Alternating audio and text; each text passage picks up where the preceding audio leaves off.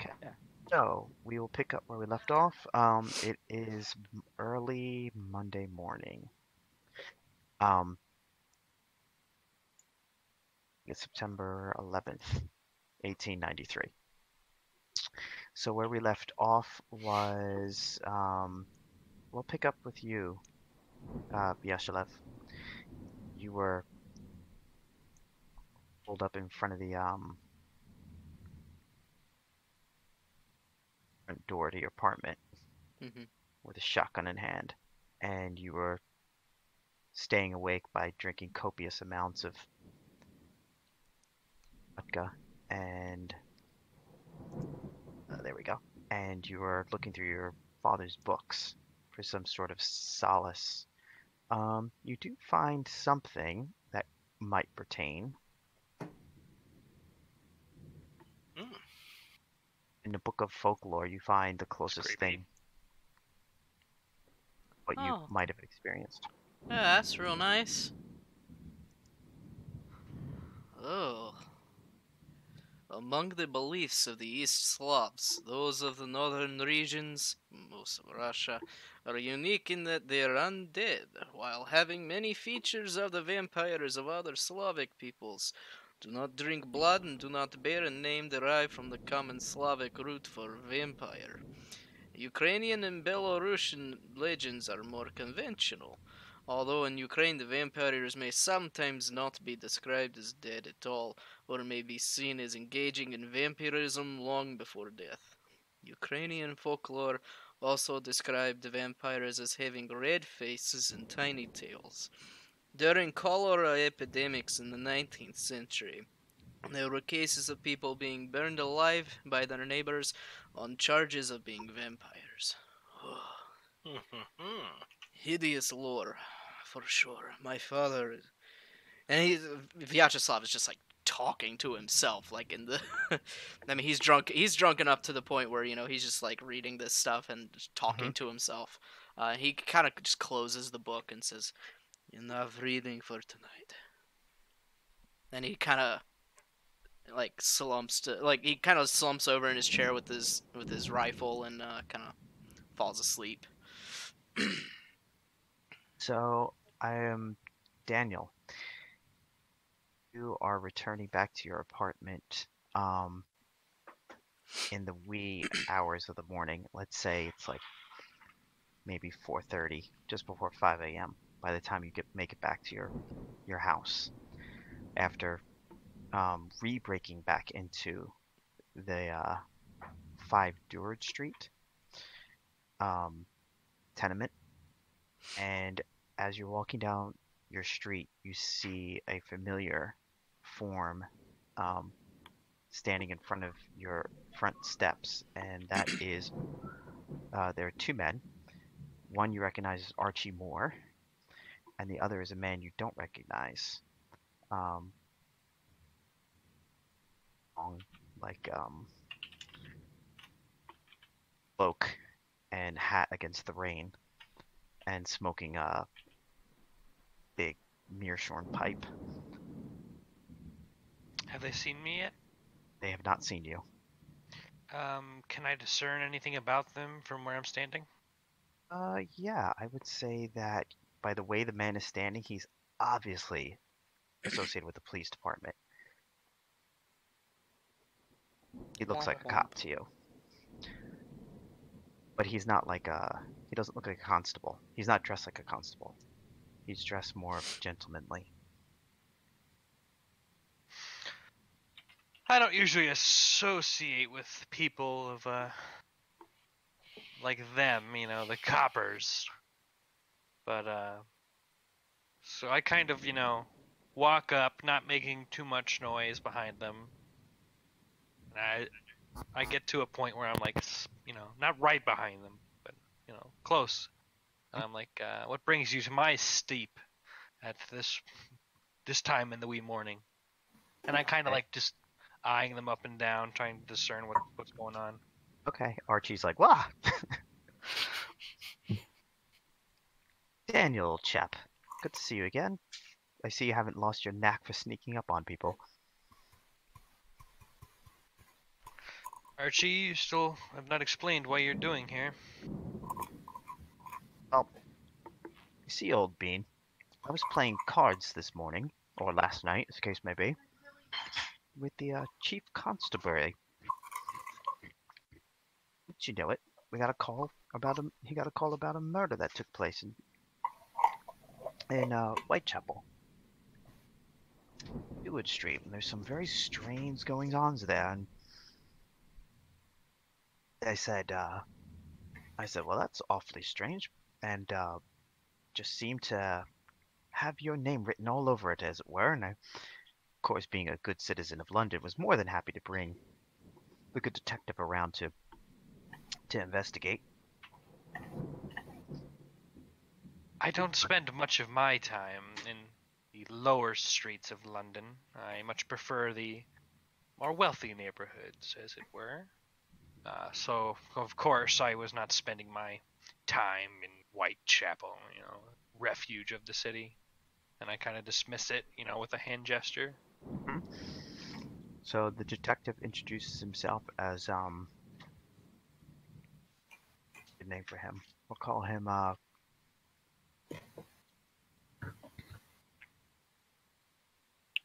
William. Tell. It's better than what I was thinking. We'll call him William Tim. Smith, for lack of a better name right now. Says, well, allow me to introduce myself anyway. My name is Detective William Smith of Scotland Yard, and this was a rather peculiar events that happened. Apparently, there was a murder of the good doctor. Doctor's name again. Dr. Hobbs. Dr. Hobbs. Police physician was murdered in Whitegate this evening, and although there was no other evidence to the scene,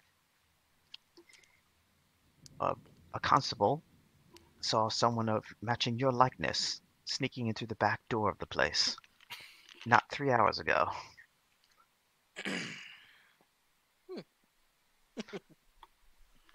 Unfortunate for you, Inspector, many Londons look like me in 3 in the morning. I have not heard much of any of these events of which you speak from my informants, as I'm sure you are quite aware of my business. He's puffing on his pipe. Yeah. Oh, yeah, very well. Your reputation precedes you, as you may know. Yeah, so... But which street do you live on? What? Know which street you live on? Where I'm currently? Or what section of London you're in currently? I have no where you idea, live? no. Sorry, I didn't... Right, Just so make we'll sure say it's not Whitechapel. Daniel, the Fleetfoot of northern London. Now, your reputation precedes you, I must say. I will ask you this, while we're investigating the murder of Dr. Hobbs, we kindly request that you don't leave town. Womp Well, womp. Inspector, if my work should bring me outside of town, it would most likely be quite important, but I will certainly see what I can do about not leaving town. Very good, then. And they kind of like move to the side so you can enter your house. And I glare at Archie and the constable, and then kind of look back towards the inspector. I look back towards him and I give him the old tip of the hat. I say good day, because it's day now, right? It's sort of Yeah, still more or night. less. No, it's like Wee hours of the morning. yeah. Mm-hmm. Good morning. And I kind of just walk into the my house and shut the door behind me. So right before the door shuts, Archie says, "Very good, old bean." And Annie gives you her best regards, and he gives you a look like.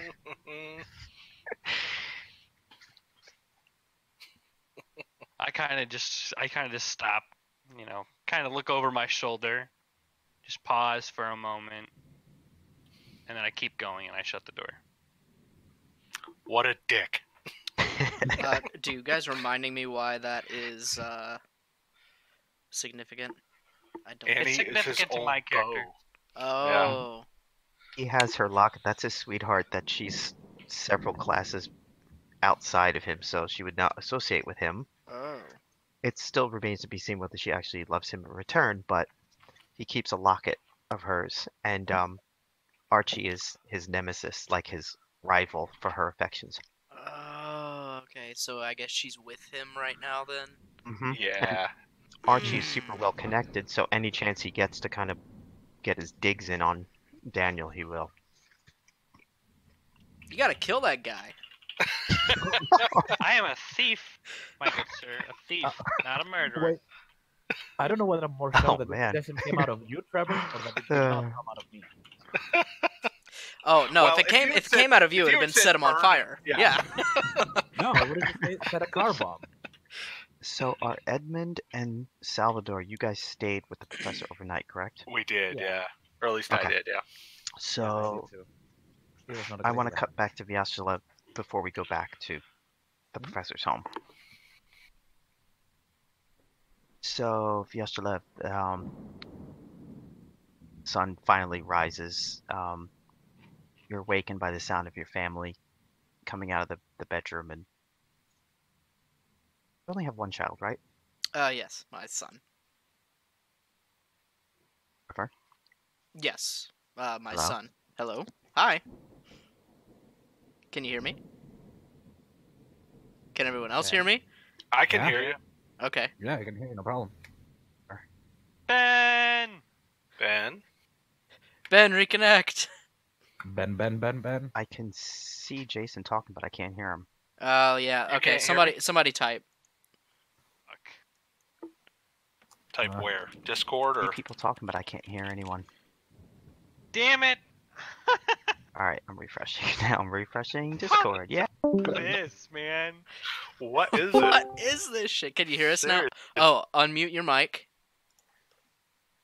Ben's muted. There you go. Okay. Voices. Can you hear us? All right. Can you Yeah, hear us? I wasn't muted before. I just No. lost you guys. I don't know Yep. what that was Oh. about. Sunspots. This is Yeah. definitely like some kind of retrograde going on. Yeah.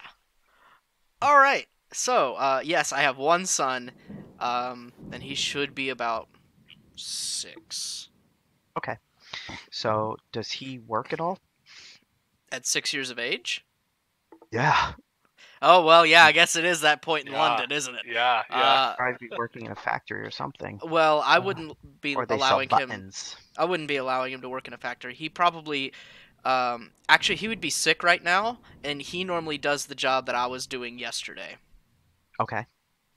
He's normally the person who's cleaning that lady's apartments and the tenants' apartments. Irina. Yes, Irina. Okay, very good. So they are now kind of awake. You can hear him coughing in the back room, and it kind of wakes you up. You kind of wake up, and then you hear a sound outside the front window of something like getting knocked over. It's very loud because the street is pretty quiet this time of morning. Is it still dark out, even though it's morning? No, You said I the mean, sun it's- was kind of coming through the window. Yeah, the sun is now rising. It's early hours. It's like say 6 a.m. Would I have a front window?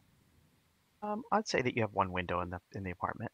It's probably curtained, so I'm just gonna kind of walk over to the edge of it, and kind of like with one finger, kind of peek through it, just like to see. Down the street, you see a barrel or something got knocked over, and there's a man, Bez, standing right on the edge of the next corner over, like mostly concealed, but something must have happened and he knocked the thing over.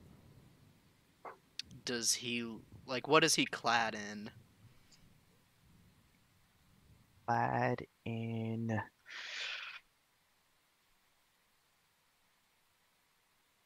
he's wearing a long coat, let's say. You can't see much else detail due to the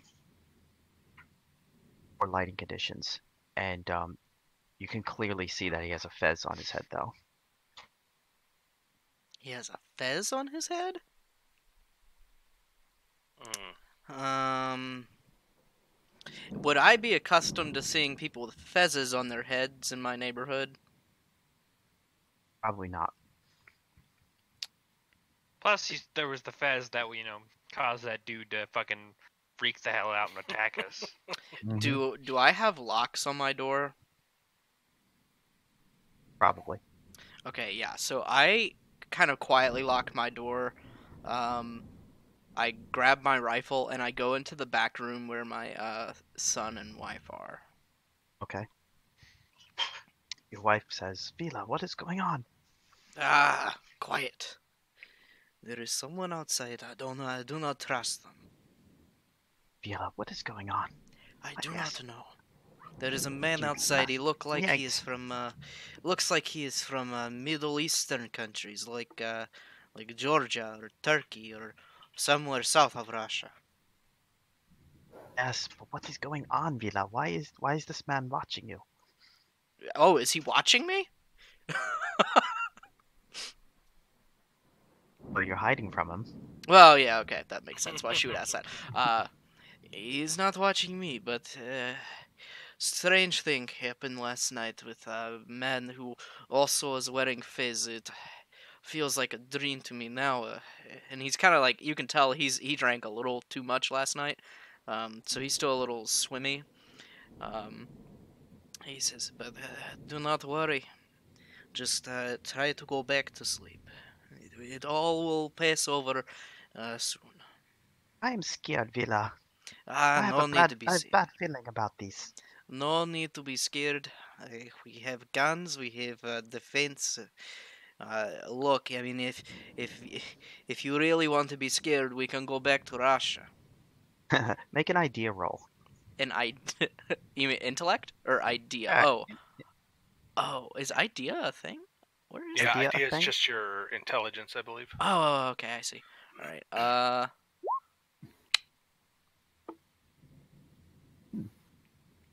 You remember the 200 pounds that the professor gave you to find someplace safe to stay.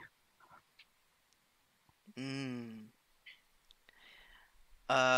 Yeah. So, where could I stay with 200 nice pounds?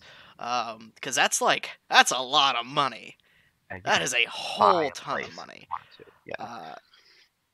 Um, like when I remember that, like my eyes get really big, and I say, dear, I just remember. Do you remember that English professor that I used to tell you about that my father worked with? You remember him? Professor Smith, that one? Yes, that man, yes. Very generously made a donation to our cause. And he kind of like winks a little bit and says, we need to go find somewhere that we can stay that is safer than where we are at now. Vila, did you rob this man? Is that why these men are chasing us? No, I did not rob anyone. Do you know who I am? And like he obviously like why would you question if he robbed somebody? It's like the last thing he would ever do, especially as a budding communist. Filthy communist. Yeah. No, but we must go be safe. We must take this money and put ourselves first for once. In Russia, we put others first. Here, we're going to put ourselves and safety first, and then the revolution can come later. She asks if you can afford a doctor. Can we afford a doctor, Vila? How much would a doctor at this time go for? For a kid? Well, maybe half a pound, I would say. Yeah, I'll say to her, I say, we can afford 80 doctor trips, 100 doctor trips. We will be fine. Let's leave, but wait a little while before we leave apartment. Okay. Once the street starts getting busy, Mhm. whoever this figure was on the corner seems to have left. Mhm. Um, And that's about Did he- when we would leave is once things start getting busier and it's a little more easy to blend in. But one of the things that Vyacheslav would do, especially since having a very large beard, is one of the huge signifiers of being a Russian in that time, because that's just what they did. They had huge beards. Vyacheslav would shave it. I think so you're that he's mistaking Russians for Jewish people. Vyacheslav would shave his beard so that he would no longer be recognizable as Russia. He would keep a mustache, to keep with the fashion of the times, but yeah, he'd get rid of his beard.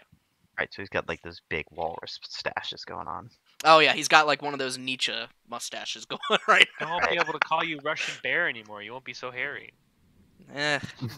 What must be done must be done. I would say that's probably a very effective disguise too. For that time period especially. If you're looking for someone with a beard and you don't have a beard, it's gonna be much harder. Right. Unless you put on a fake beard. But yeah, no, Vyacheslav is like very concerned with the fact that someone is watching him now, especially since they have a fez. Right. Okay, so I would say the morning wears on. You would have enough time to find a safe place for them to stay for the day and still make it to the professor's for your 11 o'clock appointment. Right, which is exactly what I would do. Although, didn't he tell me to meet him at the club? No, he wanted me to meet him at his place because I won't be able to get into the club.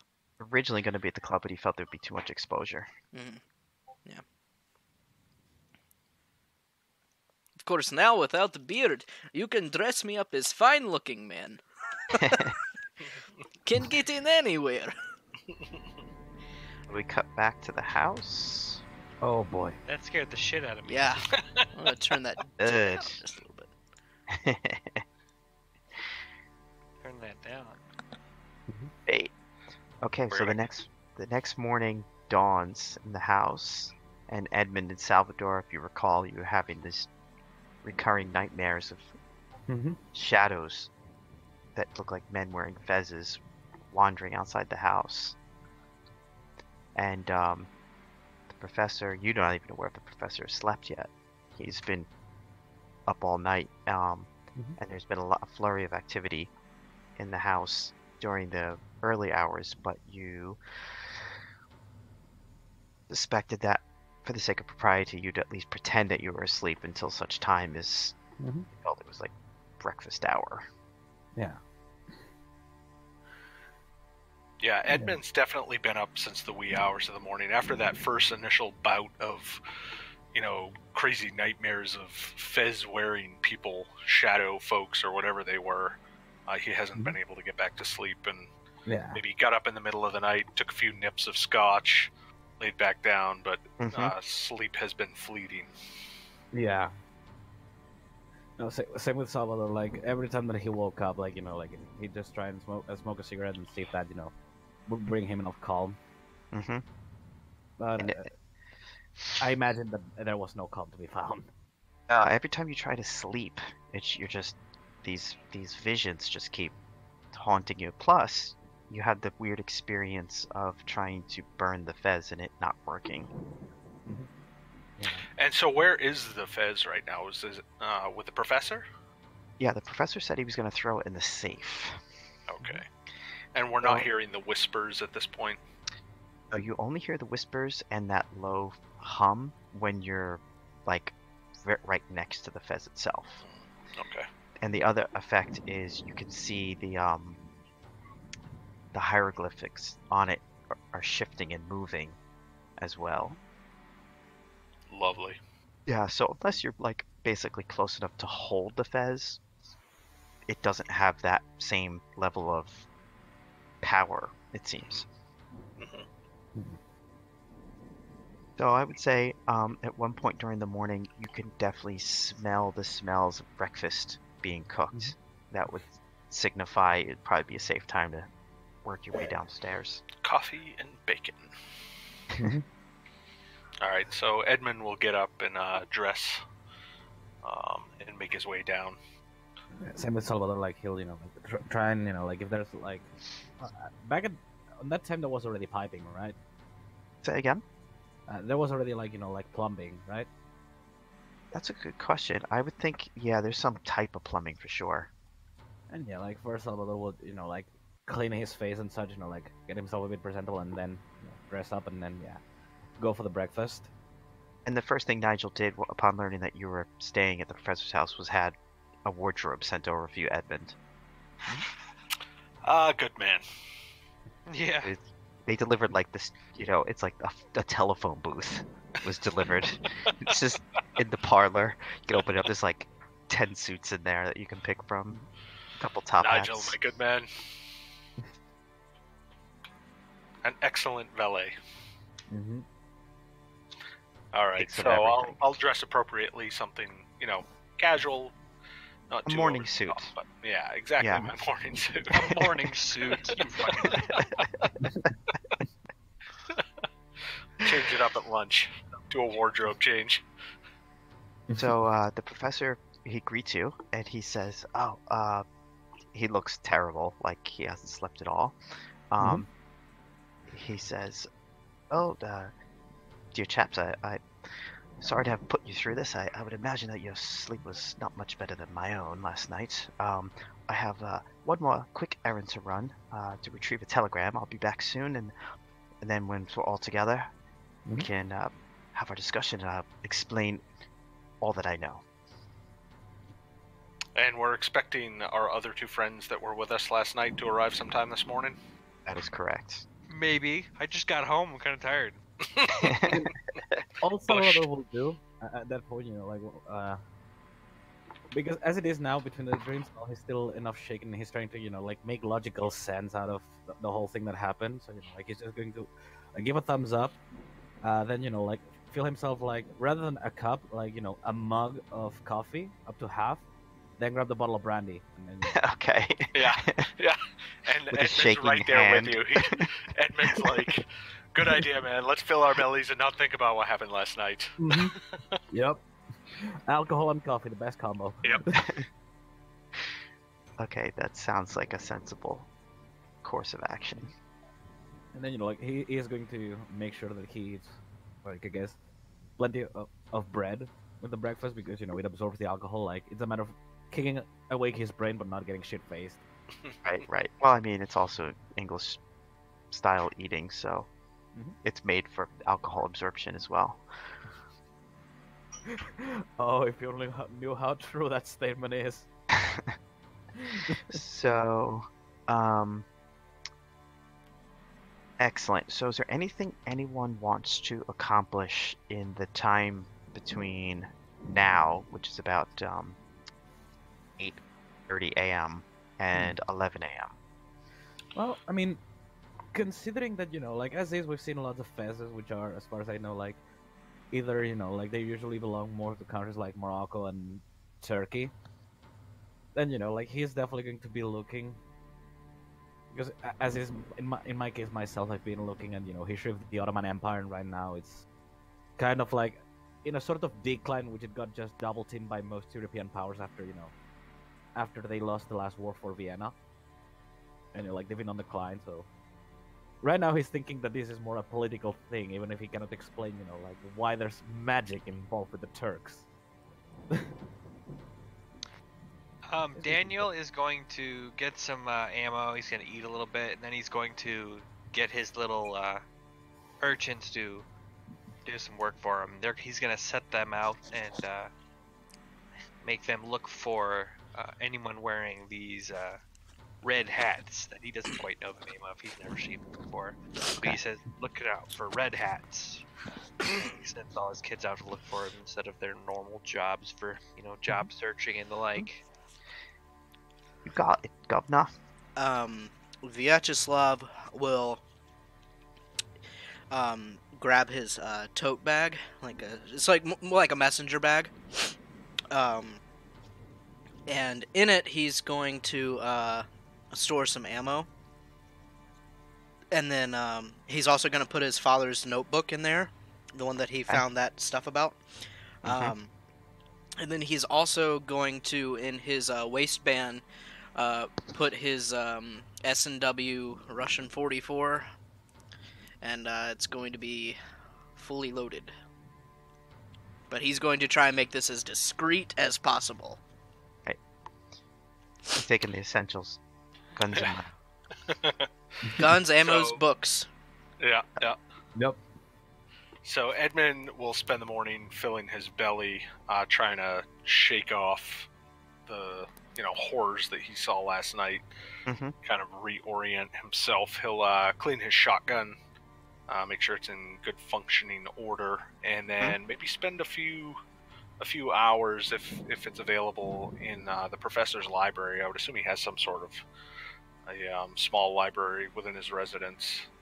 Maybe looking up the history of the Ottoman Empire. He is a medieval histories aficionado, so I'm sure he has some knowledge of it. But kind of see if he can find any general information, anything to do with the Fezzes or anything along those lines. Okay, I'm glad you asked that. There is something that you can find out. Okay. How about if I read you a little thing called About Fezzes? Sure. Fez is a red hat with no brim and a tassel on top. Some variations are a truncated cone made of...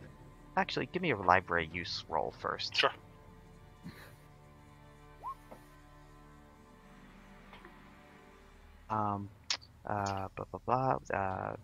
Some are truncated cone made of red felt, while others are more cylindrical and made of fabric. At the height of the popularity of the fez, many variations of color and style are available. The fez gains its name from the city of Morocco, where the hat was first developed, although its overall style is based on the tarbouche, a similar hat of ancient Greek origin. Despite being worn in other countries, including being part of the national dress of Cyprus, the fez is a hat synonymous with the Ottoman Empire, where it was introduced to replace the turban in 1828, in an attempt by Sultan Mahmud II to Europeanize the empire. It is part of the military uniform of the Ottomans in the Gaslight era, and its day-to-day wear is ubiquitous in Constantinople. One traveler even claims to have had stones thrown at him for not wearing a fez. The identification with the Ottoman Empire is so strong that when Ataturk assumes control of Turkey in the early 1920s, he bans the fez as part of his modernization program, which is the future for you guys. Yep. In 1890s Britain, the fez is also fashionably paired by British gentlemen with their smoking jackets and other lounge suits to be worn indoors. Outdoor fez wearing away from the East is usually reserved for the Oriental abroad. In the sensational fiction of the day, a character wearing a fez usually denotes a Slav Egyptian or Turk, possibly sinister and degenerate, certainly, quote-unquote, foreign. Mhm. The unspeakable Turk is a popular character of salacious literature of the period. An urban myth also exists that the blood red of the standard fez symbolizes Islam's defeat of the Christian world, but this is utterly spurious. That's a lot to read into as a fez. Yeah. Mhm. Yeah, but national symbols always have a lot to them. Psh, Like, considering that, as far as I know, like, it took until the 17th century to defeat the Ottomans. Like, I guess for good, so to speak, because at that point they started declining between, like, the attacks from the Austrians and such, and, the Polish, and then the Russians also expanding into the Caucasus. And even at this period of time, where they're basically trying to Europeanize that part of the world, Mhm. it's going to fail completely. But at this point in time, that's not known. Mhm. But No, like, it's even with it's Ataturk, definitely an empire in decline. There's no question about it. yeah, like, if I recall correctly, though, like, it stopped being Europeanized after Ataturk left power. Yes. We won't get too much into that because it'll smash into stuff that's going to happen later. But Fair point. You are ruining the game. No, I you need to calm down. Breaking Chains immersion. God damn it. so you get a found black mark. I'm gonna put a check mark next to his name, Jason. we will Oh, boy. say that enough time passed, and you're so deep in this reading that You're startled by a knock at the door, and the professor. That's when you realize you hear voices outside in the drawing room, and it sounds like all the rest of the guests have arrived. So that information is still kind of like pinging around in your head. Okay. So I'll replace the book on the shelf and pick up my drink that I've been sipping on and make my way into the drawing room to greet the others who have just arrived. Daniel, how did you get to the professor's house? Well, in my case, like, to the professor's house. Daniel. Yes. I heard Neil. No, he heard the much cooler name Daniel. So after I had told my sea urchins to go get to work, there were no public transport back then, right? No, the hansom cab or foot. I'm a little poor for a cab, and so I'm just going to go ahead and walk it, pondering about what the messages I have, what I'm going to solve. So I spent most of my time walking there. Okay. Can you make a spot hidden roll? I sure can. Spot hidden. Haha! I'll probably fail this.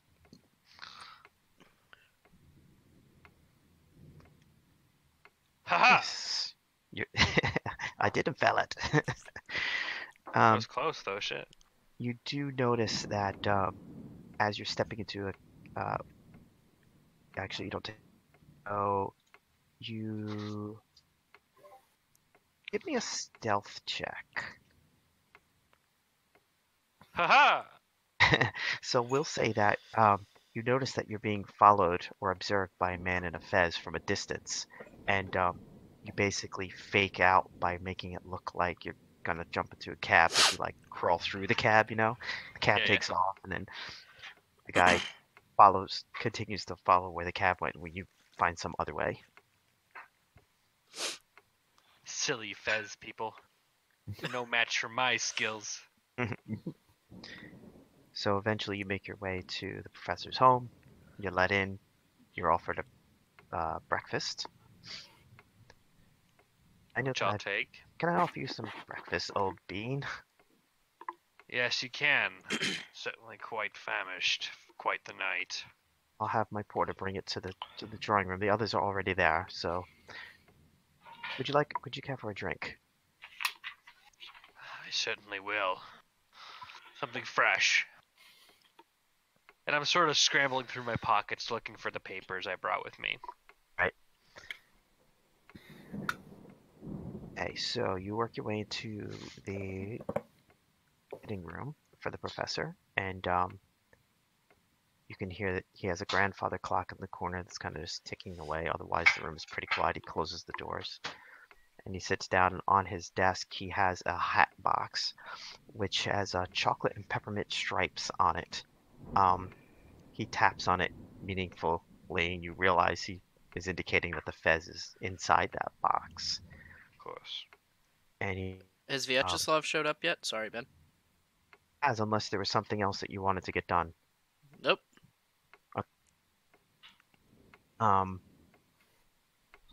He says, I hope that you all took necessary precautions in getting here this morning. Thank you so much for meeting with me after the events last night. I had no idea that it was going to turn to be such a dreadful affair. I shaved my beard for this bear shit. It better be good. It certainly will be. Now Vyacheslav has his Bowie knife and he's like scraping against, like it's making that nice shink noise that it would make if he were scratching his stubble. He's like, I don't know if good is exactly the word I would use. I've been in contact this morning with a dear old friend of mine, the Professor Dermir in Constantinople. I confirms that the man, the poor soul who died last night, was indeed his student Matthew Pook. But I feel I'm getting ahead of myself. I'm sure you're all familiar with the story that's been racing around London this week about the murder of poor Devore. Yes, I got a visit from the constable. Mhm. As- Oh, you're talking about what? The constable regarding the murder of Devore? This is who we're talking about, right? No, No, the that was doctor. the doctor. Oh, who's Devore then? We don't Sam know. Larson. Oh, I must have thought it was his name. My Keeping up with bad. the news, good bad. Well, So- okay, shit. I don't keep track of everything like Jason does. He's got like everything written down. So, no, I mean, your character's not keeping track of the news. So he shows you this newspaper article.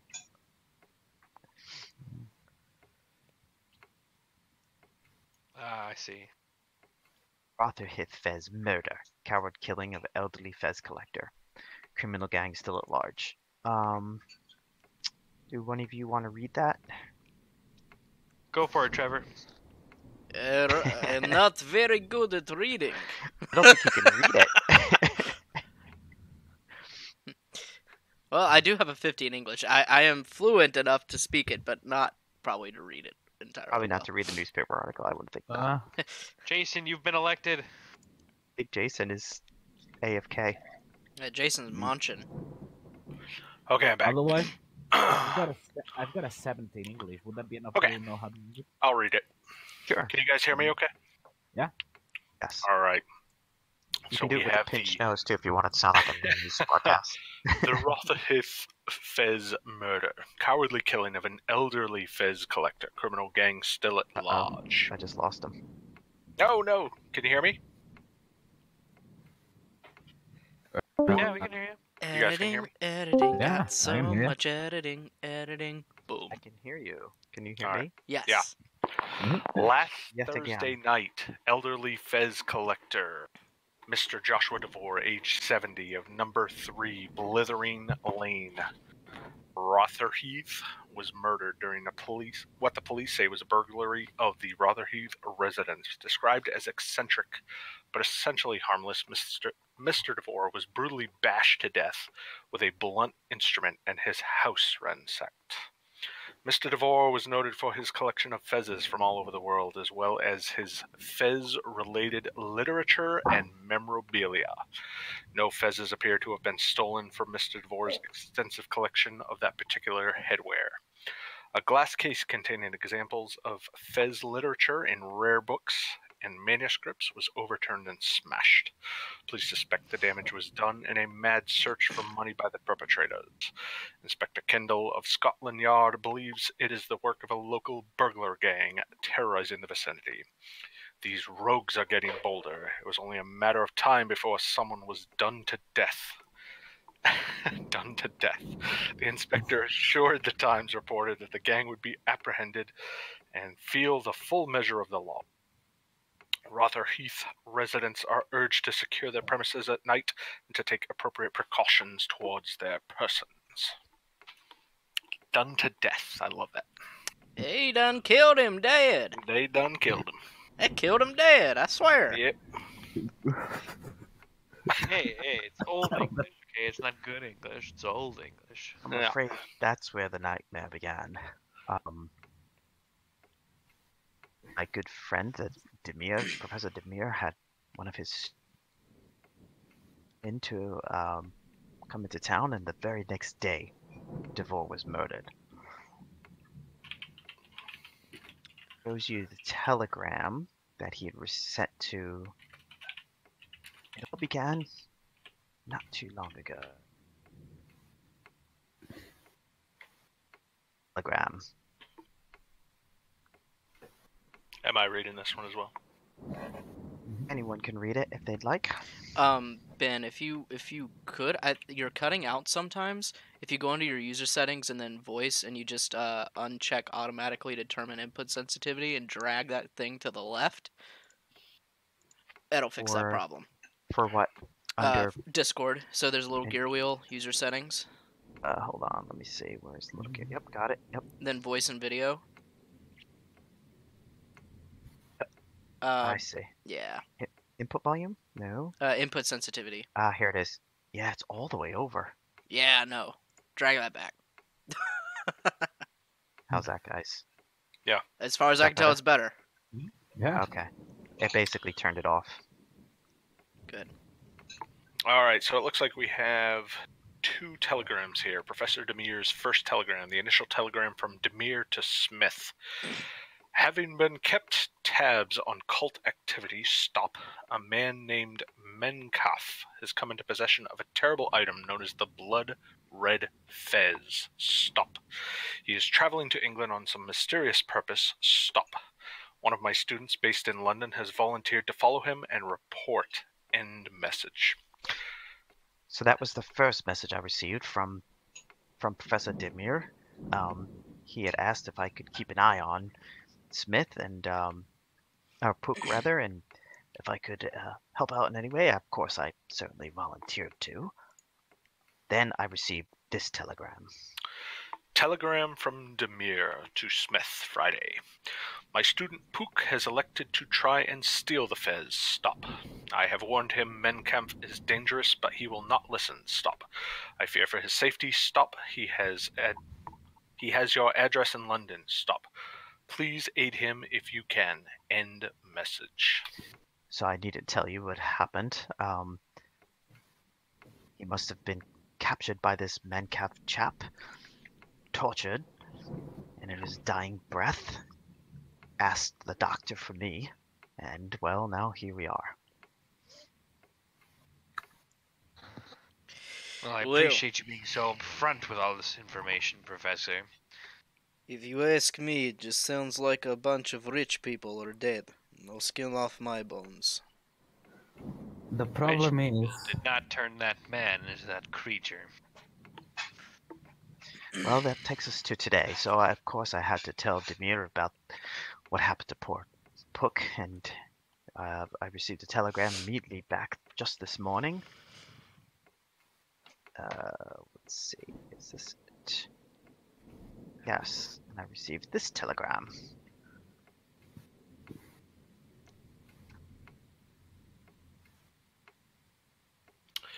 Professor Demir's recent telegram. Telegram from Demir to Smith, Monday. Fez is very dangerous. Stop. Impossible to destroy. Stop. On no account, wear it. Stop. Have trusted allies to bring it by. All speed to Constantinople. Stop. Will use what knowledge I have to destroy it. Stop. Warn them in no uncertain terms their lives may be at peril. Stop. I will meet them at Sirkeki Station. End message. So that brings us to the events of today. I'm afraid. I of course would do it myself, but under no circumstances can I go back to Istanbul. It's impossible for me to get over there after what happened last time. As for myself, I trust Demir with my life. In fact, he saved my life, and that's what got me out of that accursed place and back to jolly old England the last time. And I know that this is a very dangerous thing that I'm asking you all, but you've seen what this thing can do, and well, I'd be ever so grateful if you could return this to Demir so that he can have it destroyed properly. Solo at that point is going to be like, and then he's gonna pull, like out of his pocket. First, he's going to, like get rolling. He's going to start rolling himself a cigarette, but then you'll see him grab some sort of rock, which the more initiated would recognize that as hashish. And once he finishes rolling it, and get the first puff, say, "You owe me a lot." Now, You're I don't know what asking you're me to. Oh, sorry. Everyone's Like lining actually up end their the objections. conversation. That's actually what would happen. Vyacheslav would have been like, wait, and then like apologized. Yeah, and some would apologize, but well, as is, we've already been involved in this, so I assume that backing out would be nearly impossible, since, well, we've all been seen with you and around that fest. Now, I don't know. I guess the Ottomans finally want to take revenge after all the losses they've sustained between our powers and Russia, but this whole thing about the Fez and magic. Now, I wish I was drunk before I saw that, so I could just say that it was a hallucination. But just what the hell is this? I wish that I knew, good man, but I don't, and Demir won't say so over telegram, as it's too dangerous to put on such a open form of communication. Let me get this straight. Professor Smith, you are asking me to abandon my family here in England, to go on some wild goose chase to return a hat to a man. Do you know what it would be like for a Russian to go to the Turkish lands? You know you know what that is asking for. That is asking for death. They will kill me the first time they hear me speak. Well, my good Now that I man, think about it, you did. I think that you death people- would follow you here as well, as long as the enemy still remains in London, and as I take it you've taken all precautions with your family, I think the safest place for you would be outside of London at this point in town. I dare not go east again myself. That's an impossibility. You I do better. realize that this is a dangerous mission, but this thing must be destroyed and must be sent back to him with all haste. I'm sorry to put you lads in this position. I wish I could have asked someone else, especially you, Edmund. Yes. Professor, But What do think you of know the of learning this? opportunity this will present itself. it is astounding. This object is something quite special, and I cannot wrap my head around what it might possibly be or where it might have possibly come from. And I would certainly like to study it more. What do we know of this man, Menkov? I know virtually nothing about him. All that I do know is that he is somehow associated with this man that I ran afoul with when I was in Constantinople by the name of Salim Makriot. He's a madman. He's creating a cult around himself in Turkey. I opposed him, and Demir has informed me that if I were to return, it would mean my death. So I'm begging you, man, to please help me. I've arranged travel already for you. The And swiftest what, way to what route would you have Constantinople. us take? Well, the swiftest route, of course, is by the Orient Express. I do realize that this represents a large sum of money, but I've enlisted the help of another friend of mine. Perhaps you've heard of him, the wealthy Austrian Baron von Hoffler. Of Nope, course, I haven't heard of it. Edmund knows who he is straight away because he's a noted occultist. But I'll allow you guys to do a little more investigating into him as well. What's his last name? Von Hoffler. Hoffler. Okay. Would he be well known just throughout Europe in general? Well, he's a baron, so it'd be like, anyone else that's of royalty in Europe. So Vyacheslav pulls a piece of paper off out of his pocket, and it's like a really crumpled up piece of paper, and you can tell he keeps it on him. And he just like takes he just takes a pen out of his pocket, obviously a fountain pen, and just kind of you see him scribble like a big like X out of this this piece of paper, and then he crumples it back up and puts it in his pocket. okay. It's essentially a I mean no one else would know this, but it's essentially a like a hit list of wealthy people. God damn. You're hardcore, man. When the revolution must come, the revolution must come. So let's see. Smith has engaged the help of this man who we've taken the liberty of booking you passage to Constantinople. We've agreed to On secure the a Orient ticket Express. on the very next Orient Express, which leaves Paris Wednesday night. So you would Today's leave. Monday. It is Monday. You would leave Monday morning to go to Paris, and from there you'd travel by Orient Express. So now I am happy to say that if this was a movie, this would be the point where the credits would start to roll, and you'd start to see the title of the movie, which would be called "The Horror on the Orient Express." And I made a little piece of music for you guys Oh boy. as the credits roll. I like it. Nice. I like it. Oh, it's got a nice little beat to it, Ben. Yeah. Okay. Yeah. So you'll be traveling by Orient Express. It takes about 3 days to get to Constantinople. Now, it is by far the fastest method of travel from London to Constantinople. And it makes 2 or 3 stops along the way in Vienna, Paris, other interesting locales.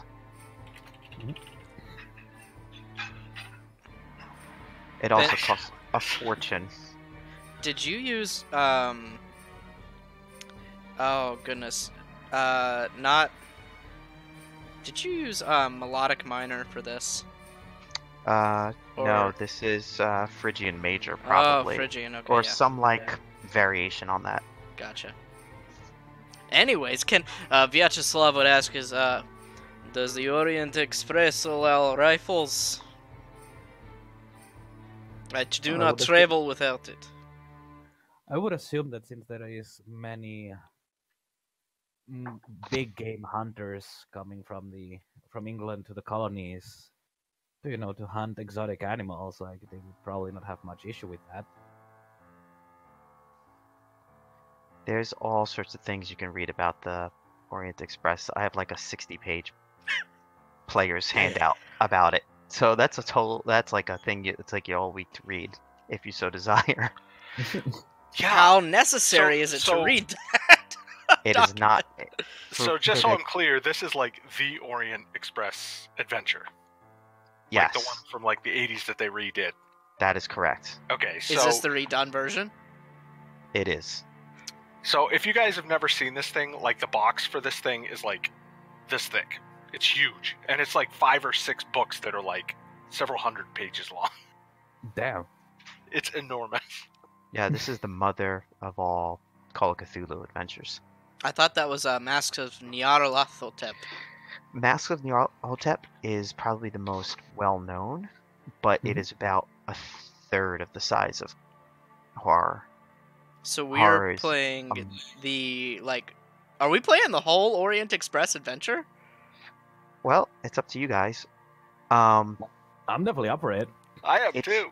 It takes place in the 1920s, but it has a series of other times, and there are different ways you can run it.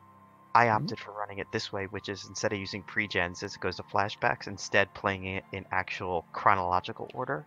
Mhm. And then you have this great reveal, which is like this moment when people realize what it is that they're actually playing. And it's like, oh, that's cool. Because it's fucking huge. It is a monster adventure. It is like, that's the scope of this thing is insane. Oh, let me tell you, I'm excited about that. Yeah, it's one of the cool. I think it's cooler than Masks. Masks is interesting, but it's a little bit of a mess. I think that because this takes place on the Orient Express, it kind of gives it a focus because you're literally on a train. But So- now, so all three of these things actually connect?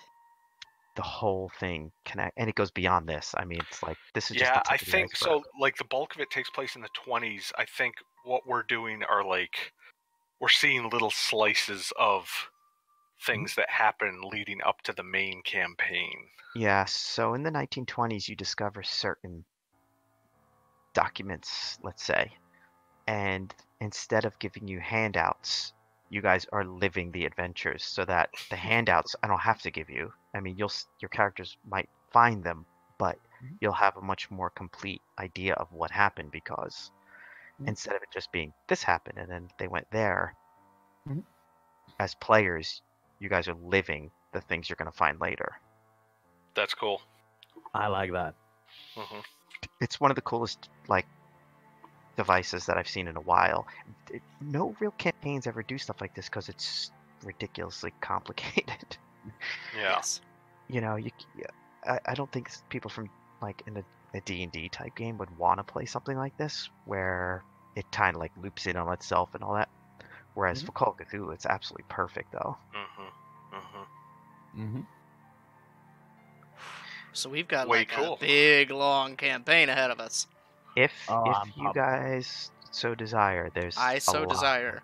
I of do as cloth well. here. Mm-hmm. And if you so desire to actually run it, Ben. So far, it's been a lot of fun. I mean, the sheer amount of history that I've learned in the last 2 months is ridiculous. So Ben, you know what totally cracks me up? You're like, oh yeah, I can run something kind of short. I'll do a little something to kind of fill the space, and you pick like one of the biggest adventures ever made. And Well, then he's like, we're gonna keep it short, have ideas in mind for what you want to do next. And then we're like, hey Ben, what is this? He's like, it's the biggest fucking adventure out there, guys. Well, You the better people- fucking believe we're doing it. the idea was if I ran it, if I ran Invictus, then we could end it, and if Matt was, coming back, then we could just end it. And the same thing if we ended this, when Matt was around, then when this was done, we could just end it, and they would still work as complete standalone things. Mhm. You guys would obviously be like, oh, they're connected because Mhm. Constantinople, there's something that's going on here. Yeah. But as it moves through time, you get to see all of the intertwining stories, of which there are a lot. So basically, the person who wrote this whole thing was like, I'm gonna take, Horrors of the Orient Express and make it even bigger.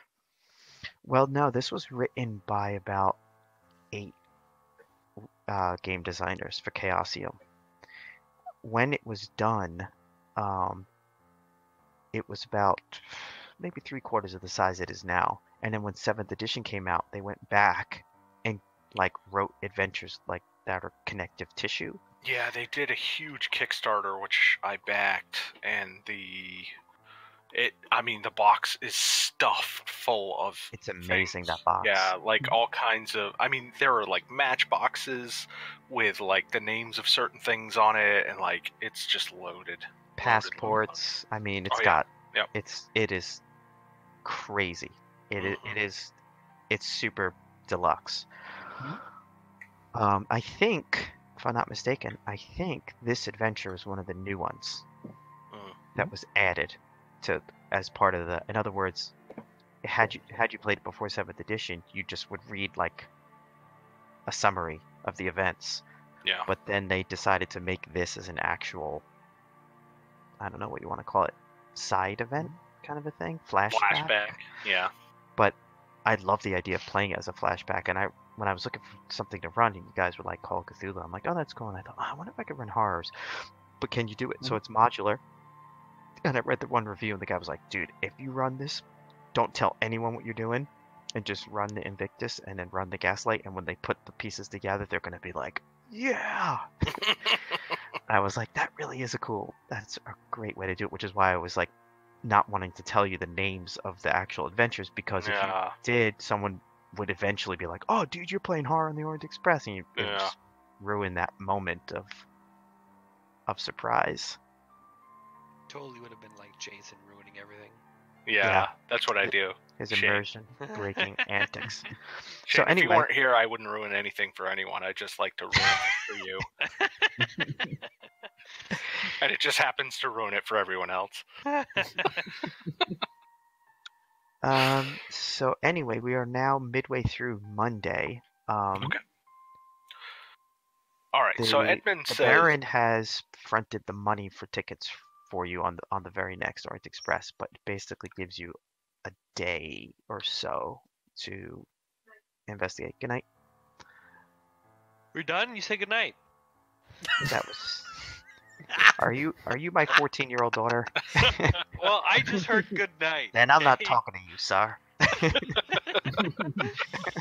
I mean, like if we put him in a dress, So Vyacheslav would be, he would be very much just going over. I mean, he's already fluent in Arabic, but he is going to be reassuring his Arabic, because that's the only thing that's going to be useful to him in Turkey, and I'm not even sure how useful it's going to be there. I mean, Arabic is a prominent language there, but not as, yeah, like the main one there is Turkey. Yeah. And he would also want to go and inform his his family, what's going on, and basically leave them the money. And he's gonna say something to his wife to the tune of, "If I don't come back, leave England. Take the boy here to America. Save this money for that." And he's kind of kiss her goodbye, and then kiss his son on the forehead and give him a big hug, and grab his rifle and grab some books out of his father's library and be on his way. Okay. You can do some investigating around London. Okay. So here are the options that are open. The professor obviously knows Puck's address. So let's do a little recap of the timeline just to make sure everybody's on the same page. So, as we understand it, Demir contacted Smith and told him that this guy Metcalf was in London and he's a nutcase. He sent his student to go basically just shadow him. That's Puck. Puck decided he was gonna just grab the thing. Next thing you know, Puck has a fez on his head and gets turned into the monster. The doctor was sent for. They dropped Smith's name. Smith shows up. You guys saw what happened. He has now come to... Yes. So now he comes to realize that this fez is this thing. It's very dangerous. It needs to be sent to Demir to be destroyed. His ally, who's the Baron, has the resources in order to pay for your tickets, which are hundreds of pounds. I mean, the Orient Express is like the Concorde of this day. It's super luxe, but we're gonna go. There's lots of cool little details about the train itself that we're gonna go over and stuff. It's really cool. The cultists are still running around London, apparently, at this point. They seem to be tailing you guys, but not doing anything.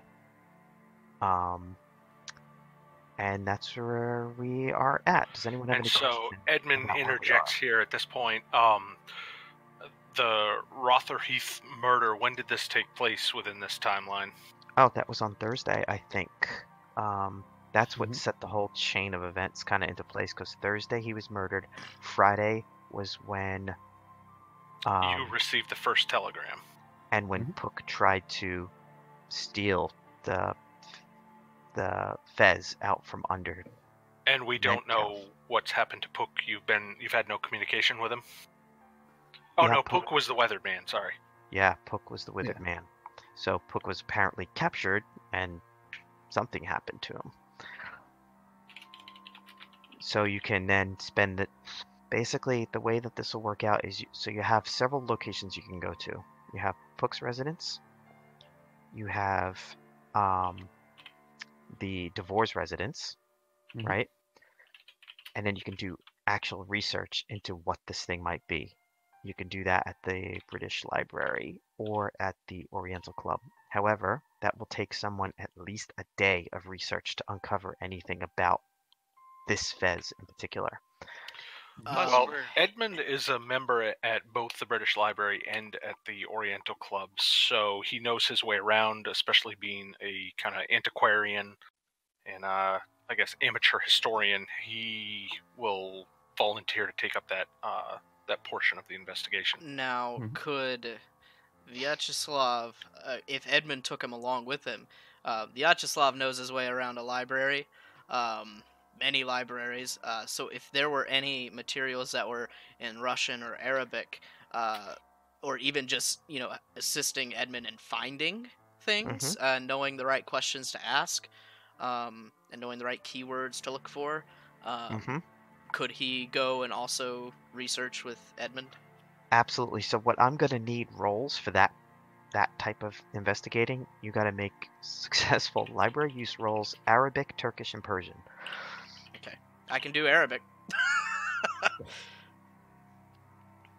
Well, I don't. I have French or Italian, so I don't have that. But I can definitely do some library. Yeah, so can I. So do you want us to both roll library use? And Daniel, did you want to tell them about the papers that you found? You know, I was thinking about it as they were all talking about all of this. You know, I was thinking about telling them. But as everything seems like they're all getting so wrapped up in everything that they're doing, I kind of just slink my way over towards Salvador, and I'm just like, I gotta bleed if you want to come help me out. I might need some help. Split Very the well. party. Split the party. Oh, it's Well, almost like the that. only way that you're going to be able to cover everything is if you guys split up and you have, like, half the guys focus on Pook's place and Divorce Place. Divorce Place is a crime scene. You're going to have to break in. Mhm. Fortunately, you have someone that can do that. We've divvied this up perfectly then. Right, and then you have people that need to go do the library. The library stuff is going to take a day, at least, minimum, basically from now to the time you depart, to do the proper research. Unless we talk to a librarian, they'll know where it is. They're not gonna help you. I know. What are you talking about? You gotta know how to use a library yourself. Salvador's just going to tell them, yeah, I will help you. Just I need to send a telegram back to my family, I guess. No time for that. Okay, so Edmund will actually telegram Nigel, his valet, and tell him to prepare for at least a week-long trip, clothing, any possible equipment for an expedition in the field, and firearms. Very good, sir. I'm gonna strike kind of what I said to my family. Instead of telling them to wait for me to come back, he tells them, use money. Go buy the tickets now. Go to America. I will I'll meet be right you back. there. I will meet Oh, you there. okay. Telegram where you are currently staying now. Once you get to America, I will get the telegram and meet you there. But don't expect me. He fully does not like. He does not like the feeling of this at all. In the back of his mind, for all he knows, this is just an assassination plot to kill him. Like Mhm. he's just not. He's not digging the situation. But he knows that if he's successful and he comes back, he's gonna be wealthy, Mhm. and he's gonna take that back and make a better life in America. But they've got to start it without him. What money do you think you're gonna get from this trip? The fucking shit ton. That's how much. From what? From our wealthy Dr. Smith guy here. You think he's gonna give you enough money to move to America and then remain wealthy? Oh yeah. Stupid Absolutely. communist. That's not how capitalism works. Well, he gave him £200, which Yeah, is an ass I mean- money. You could rent a residence for £30 a year. Yeah. Yeah. Gave me a fuck ton. They're going So to that's America. like, what, 6-7 years worth of Mhm. rental? And at this point in American history, that British money is going to be worth a hell of a lot more than anything in Yes. America. I think it's $5 to a Mhm. pound at this point. Yeah, he basically gave you the opportunity to get your family out of England. Which, yeah, Vyacheslav tells his family, go to America without me. Which leads into my next character. That's also why I'm sending the telegram back home. That's how my character will be tied to this.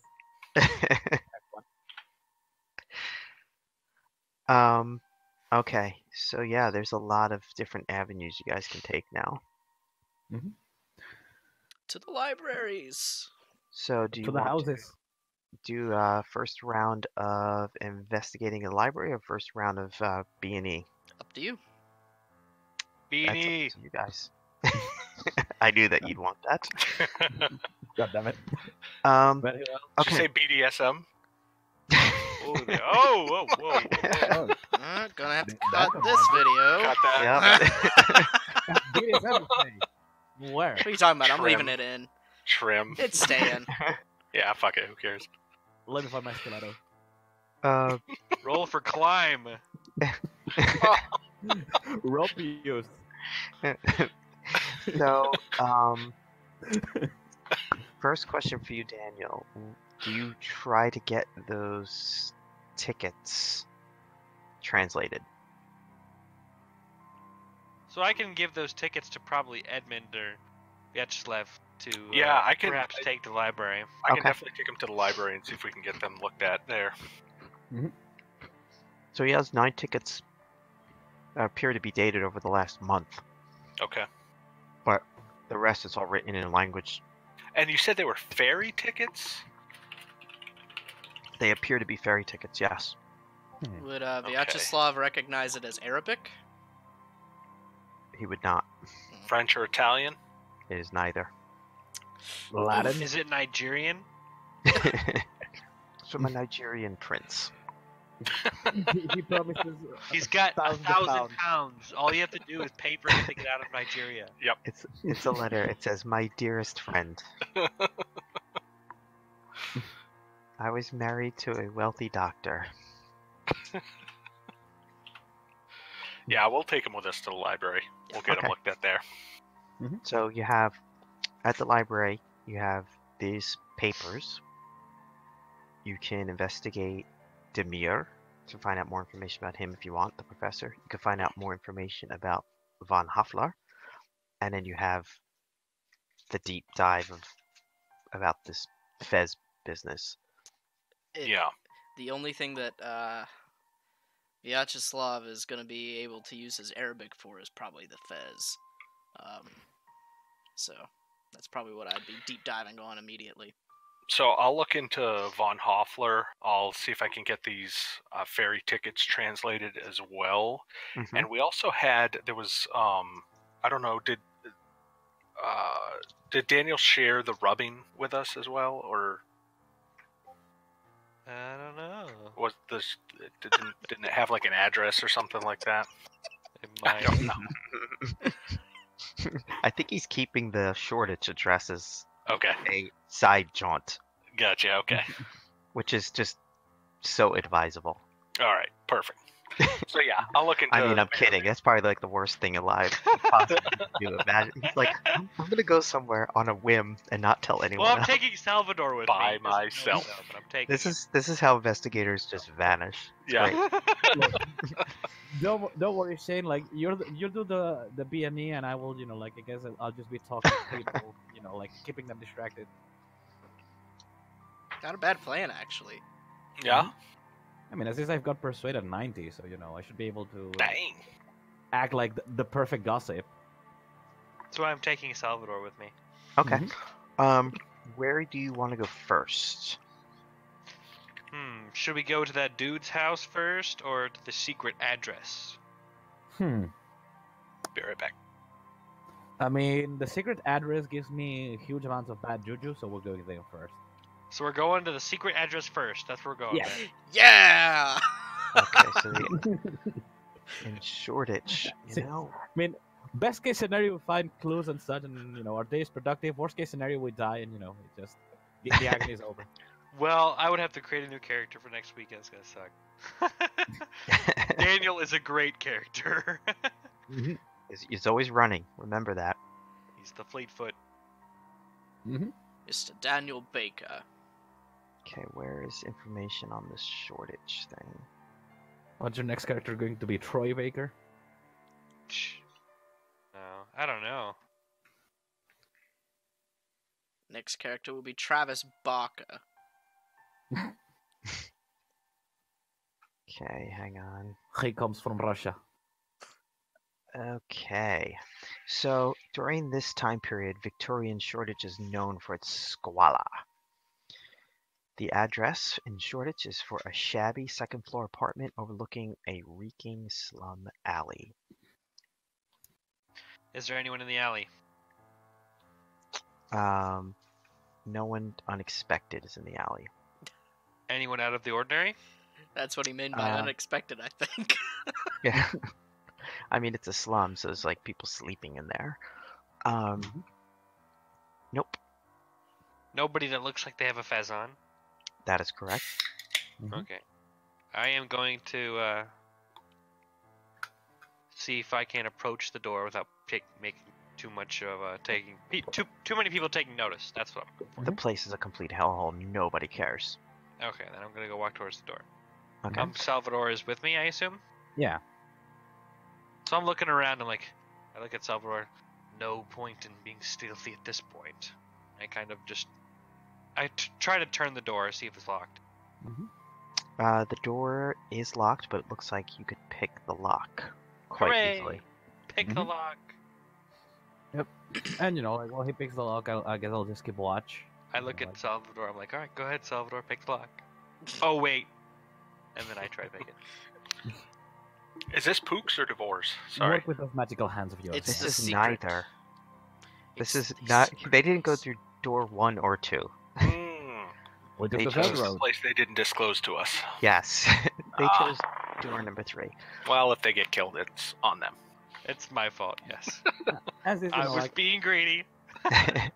in my case, like I'm just gonna fold like my like I'm gonna cross my arms as I keep watch, and like the best way to put it is to any onlooker, it would just be like like warming my hands up against the like the against the cold of the British morning. In actuality, my right hand is resting against the handle of my pistol. Right. However, the one thing to keep in mind is even though your clothes are like wrinkled and recycled essentially, Mhm. your character still stands out like a sore thumb. Whereas Daniel fits, can basically fit in rather well. He's used to looking undetected on streets, but your character's like clearly, the beggars as you're walking down the street are asking for coins and stuff like that. And see, like best way to put it is like he'd like to give coin to each and every single one of them, but he knows that if he gives to some, then the other ones will get violent. If And you if give he a gives to mouse a everyone, then he'll- cookie, So yeah, he just gotta he just gotta be like no, and like just purposefully walk right, like behind Daniel as if Daniel was guiding him somewhere, hmm and just forcing himself look straight. so They I get to the unlock the door. door and I turn it rather softly, and I press open the door, trying not to make too much noise. Okay. Sorry, go ahead. Yeah, no worries. So it appears to be a small, dingy apartment. There's no one inside at this point in time. Okay. Is it dimly lit or just dark? There are no lights currently on, so it's dark. Is it just like the one room? Yeah, it's like a tenement apartment. I hand Daniel my lighter. My ladder? Lighter. Oh, lighter. I was like, what would I use a ladder for? Yes. I see. Yes. So, I mean, you don't see anything that stands out. Clearly, someone is living here, but you don't see any signs of anything. Can I roll around? Can I look around, ruffle through the possessions to see if I notice anything hidden or see anything that might look like papers crumpled up like at the other apartment? Yeah, sure. Yeah, I need a spot hidden roll. I guess can I spot hidden and listen to make sure that nobody comes Damn. behind me? Nice, man. You're on fire. Yeah. Yeah. So you don't see anything. If there are any papers, there's nothing that could be seen.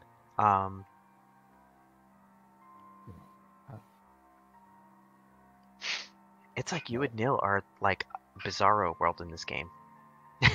Yeah, like the first time I was super lucky, and the second time he's the lucky one, and I'm the one.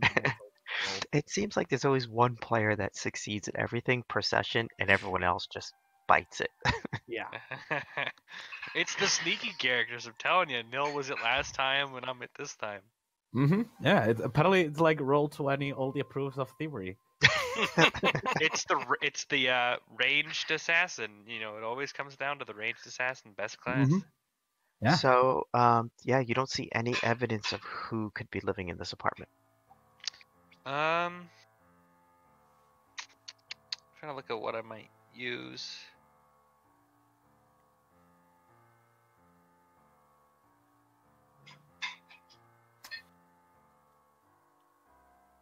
Can I tell if there's more than one people living here? Due to like clothes left around? yeah. Or... It looks like a single man is living there. Just in case, I'll probably be like like a couple steps inside, so that like Nobody Mhm. can just like walk up right next to the door and then clock me in the head.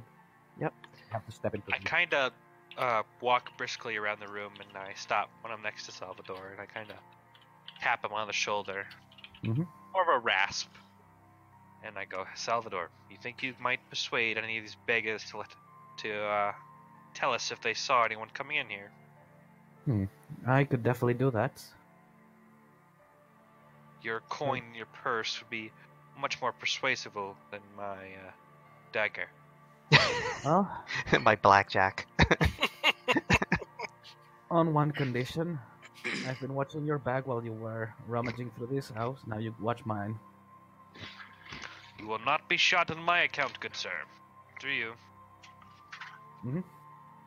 Oh, it's not you that I do not trust. The neighborhood. And yeah, I'm gonna walk up like to the closest beggar. Okay. So you go back outside, and Mhm. there's a.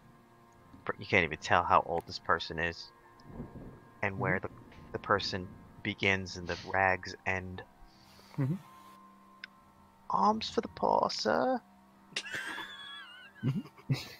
And yeah, let's see. Well, it's morning right now, right? Yeah, it's afternoon, I dare say, at this point. You dare say? I dare you. You know, good afternoon. Is it a he or a she? You can't tell. Oh, All God. right. Good afternoon.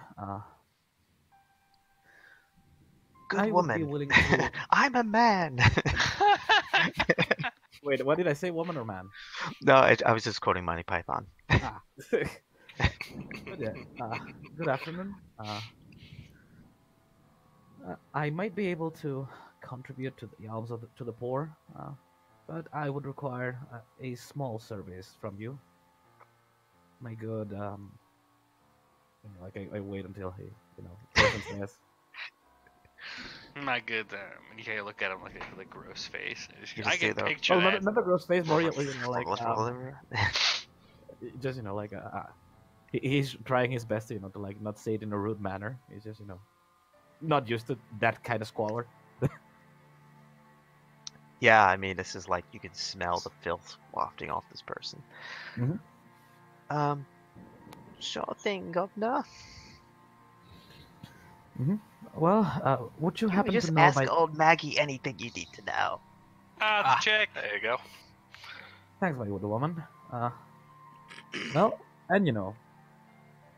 and I'll basically start like, of course, I will keep it like flat against my palm, so only she can see it, and I get the first pound out, and I'm like, would you happen to know who lives in this house? Her eyes go wide at that. Just you could tell she's thinking of all the opium she can buy Mm-hmm. and laudanum she could drink with a this 1 pound sterling. You hold out like a full pound coin. Mm-hmm. Yeah, Okay. I've got a She pretty high actually credit rating. she actually drools a little bit looking That's at it. gross. Ah! Money. Mm-hmm. What was that, governor? Oh well, would you happen to know who lives in that house? All sorts of riffraff living there. But any specific? And like in saying that Well, that she's there are been. multiple apartments in there. Well, then I So will point the exact house. Yeah, the second floor apartment. Yeah, second floor apartment. Oh, you mean old Bernie, do ya? I would say so. Bernie's Yeah. some such. He's a reporter or something, he says. Bernie. A reporter. Where does he work? Well, blimey if I know. Damn it. Does he have any routine that you have seen him follow? And at that point, like what I'm gonna do will be put a second pound in my hand. Well, he usually leaves right early in the morning. Comes home around dinner time, I would say. Mm-hmm. Old Maggie's seen him come and go every day. Pretty much keeps to himself, he does. Mm-hmm. Doesn't get many visitors at all, no. Maggie would have seen that, but didn't see any visitors. Okay, That- shooter. Damn it, no. Do you have an idea what neighborhood does he tend to head into? Oh, that she wouldn't know. This is her territory. This is my territory, dearie. Maggie doesn't leave this corner. Mm-hmm. Well, Is there anyone who would know? yeah. Probably not. She wouldn't know. Very well. Due to my knowledge of the city and my urchins and everything, would I know that if there's a nearby place a reporter would work? Funny you should ask. You can indeed tap your underground contacts now that you have a name to find out more about this guy. Well, I'm tapping. You would need to go talk to your urchin friends. I feel like some of them would be in this neighborhood, no? Since it's so run down. Yeah, this is even worse than Whitechapel. This area. It's well, really like I bad said, here. I would say that at this point we've already gotten everything we needed to know from this woman. Like, like what Salvador's gonna do will be, he's gonna slide a third pound into, his hand, and then, like basically as if he was shaking her hand, but basically discreetly putting the coins in her hand because he Right. knows that if others see it, they are going to fucking Oh, kill yeah. that woman. You'll get mobbed right then and there. She says, "Oh, thank you, Governor, thank you." She starts crying. I hope this helps you, good woman. And Thank thank you you. for. As we're like walking away, I'm like, Salvador, you do realize that what a waste that is. Well, while I cannot take every single soul out of poverty, at least I can make an old woman happy. That counts for something. Yes, but while you create happiness in one, it creates misery in others. Others will see what she has and attempt to take it from her, and in the end, all you have done is create more violence. Why do you think that I made sure to keep it hush hush? Of course, that is going to be a matter of whether she is able to keep it hush hush. Seeing how old she got by this point, would imagine that she knows a thing or two about living in the street. And she's not going to just go about flaunting this. Regardless, I have some contacts in the area. Perhaps we should head there. They will definitely know a little bit more about our reporter. Sounds like a plan. So I'm Very going well, to then. need you to make a knowledge roll, to find out. Do you have any knowledge? I mean, this could pertain to any knowledge pertaining to your particular skill set. What do you mean? Do you have any knowledge skills? If not, you can do a persuade roll.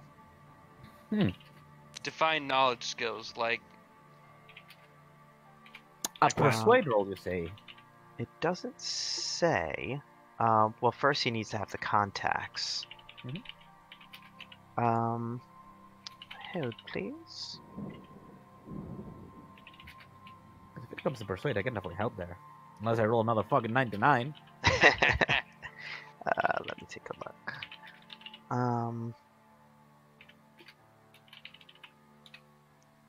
Blah blah blah blah blah blah blah blah blah.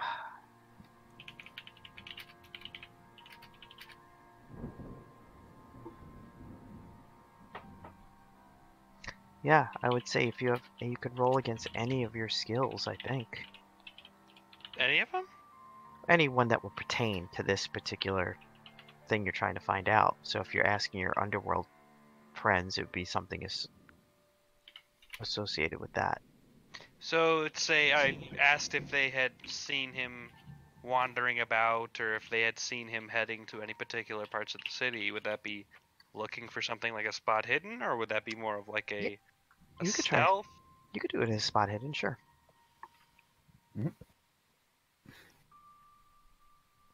Oh shit!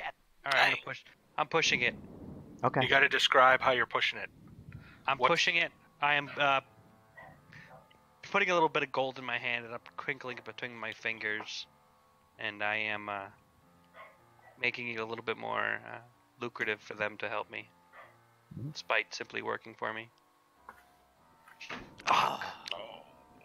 Can find nothing out about this mysterious Bernie chap.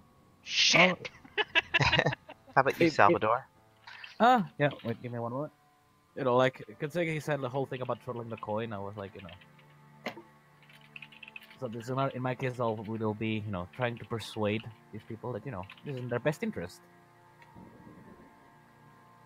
Okay, so you find out his real name is Bentley Burnham. Mhm. He's a blackmailer who also works as a kind of inquiry agent for the underground. Hmm. He is very adept at finding any angle in any situation that he'd exploit for his own use. Mhm. He has no compunction in doing harm to people. Mhm. He basically tries to avoid conflict usually. He Mhm. basically is an information gatherer. He has Mhm. good contacts in London for sure. Mhm. He regularly passes himself off as a member of the press, working for the Birmingham Daily Post. Mhm. Because it's not London, it's harder to check his credentials. Mhm. Um, Yeah. that's what you know about him. Oh, seems like Well we'll done, be. Salvador. I have my own ways. While I am not as adept as you are in this kind of work, let's just say I'm no stranger to it myself. What was the name Sometimes of the a paper hammer he worked for? works. Birmingham could- Daily. Yeah, And- it's some made-up newspaper probably. All right. Yeah. It is the Birmingham Daily Post. Well, I believe we'll have to be a bit careful with this new friend of ours. He seems to be not the nicest Mischievous person in the for block. sure. Mhm. I know his kind. Mhm. Need to show them your fist. A little bit of trouble always makes them less wary. Perhaps we should locate this Benjamin Button and find him. And preferably when he's not around his friends. I mean, as is, I know a lot of people that would like to have a blackmailer on their clutches. Indeed. Can I set my contacts to finding him, or would that be they already know? Last Wait. seen per se. Yeah, I mean he Wait. comes and goes from his apartment every day. have an idea. Stake it out. Wait, I have an even better idea. This man is a blackmailer, you said, yes? Mm-hmm. These kind of people are always on the lookout for their next big step. Why don't we just filter down the grapevine the rumor that there is an individual, that being me, looking for a man of his talents to dig some trash on one of his opponents, and him come to us, thinking that he's getting a job, and then we can interrogate him on our terms. As long as it does not take too long, it might be a good option. Well, I can set my contacts to spreading it about. mhm. Just make sure that, well, it is noted that it will pay rather handsomely. That should get him to hurry up. Indeed. Should I roll persuade to make it more, I guess, convincing? No, I think that's actually a very clever way of getting this guy to flush him out without getting shot. Thank you. Okay, so And then I would assume that we're going to find a worker bar to be, to Yeah, wait for the man. yeah, I like, mean he'll meet in a tavern or something like that. Yeah, one that would be, less dangerous than one in Whitechapel or the like, but one that would definitely not be above the, Right, above this man's station, so to speak. I right. don't think they would allow him entrance in the rental. Okay, that's great. So let's stop there. Let's cut back to our bookworms. The heroes of the story. Do you Fucking jumps in the guys? Well, let's do this. Give me a library use roll first to Shame. find out about the tickets. Oh, Does it look find at out that. about her Dang, tickets? yo. Dang. Okay, great. What's up with these tickets? Where is the info on the Garrett? Oh, I can just imagine Vyacheslav not entering and not even looking, like just straight up there. That's what it is. No, essentially what he does is he walks into the library and he says, "Hello, I'd like to introduce myself. My name is Vyacheslav Grigorovich Grekov. I am a professor of economics and history in the Imperial University of Moscow. This is my friend here, Mr. Edmund Thomas Gore, who is a expert in medieval studies, and we would like to look at your many stacks of books and possibly your rare collections, if that would be okay. And also, if you could have these tickets translated, please, that would be absolutely wonderful." And he just gives a big old smile. So, And I mean, yeah. and his teeth are yellowed and crooked, and I mean, but he's That is a- definitely educated. Yeah, and I mean, as you talk to the curators, they basically try and like vet out your level of knowledge, and you just I mean, hell, they might even have my like dissertation somewhere in the library. right. And they definitely have no problem. So let's start with the ferry tickets. They are written in Turkish, and they cover 9 trips from Constantinople to the nearby Prince's Islands, all within the last month. Now, the Prince's Island is their actual islands off of Turkey.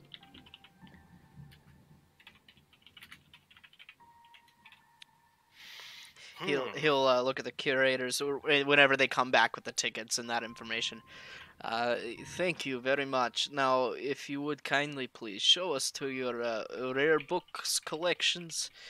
We have some studying to do, and we are writing a very important paper in conjunction with each other for the University of Cambridge.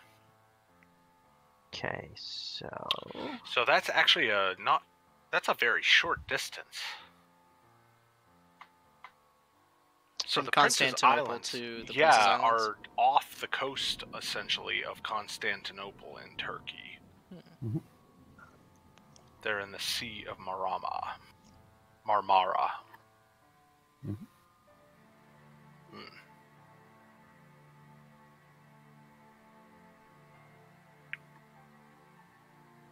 I'm just looking to see where I am in this thing. The information is spread out, and since it's non-linear, I'm constantly having to go back and forth. I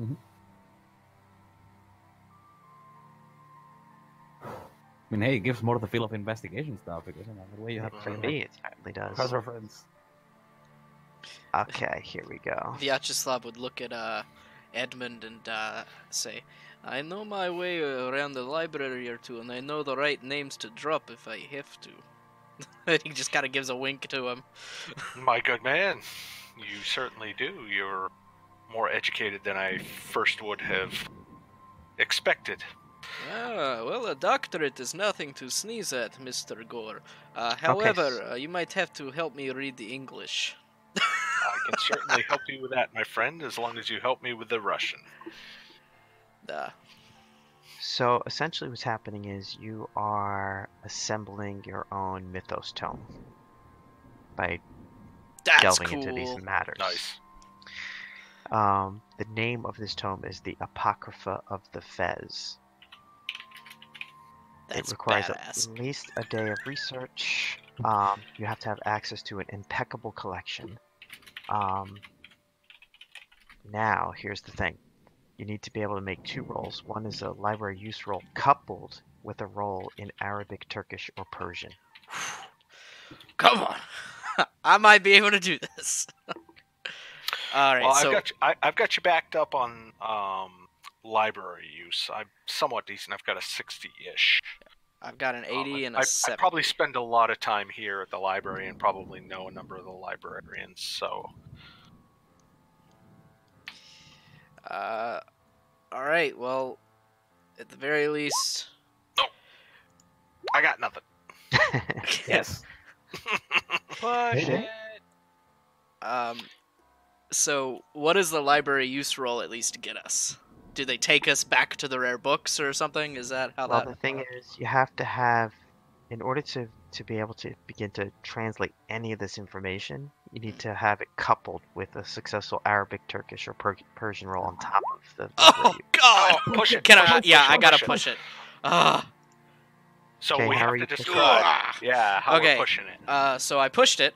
So essentially, Vyacheslav would have brought his Arabic dictionary with him, I mean, he obviously grew up speaking it to his mother, but he hasn't spoken it since she passed away. So he's got to brush up on it. So he brought his dictionary with him.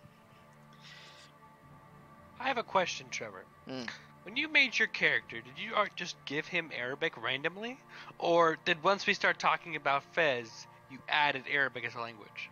No, goodness no. I actually built him with the when Ben made a post about your characters needing some of those languages, I was like, well, how can I work that into my character? So I found a way to do it.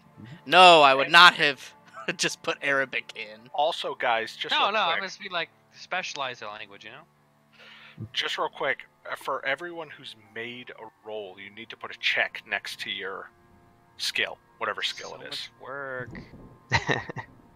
So if we get a chance to, have some downtime, we can improve our skills possibly. I see. I usually mark it just to mark like the ones that belong to my whatchamacallit. Like the ones that belong to my class, so to speak. Yeah, once you're past the character creation, you do. Let me uncheck them. God, I've only passed persuade and shooting. You're terrible. I know, right? I've only done shooting, stealth, spot hidden, locksmith, dodge. Yeah, you You're pretty fucking much bragging about run how the big your gamut. dig is. hey, you ain't got nothing. So, this Mythos Tome Apocrypha of the Fez, since you only knew the one language and you have such limited time, you can't assemble all of the information that's needed. However, it's not a single book, but it refers to any collection of writings, mostly in old manuscripts, but some extracts from modern books detailing the history of this artifact, which is called the Blood Red Fez. And the Blood Red Fez is also the name of this adventure.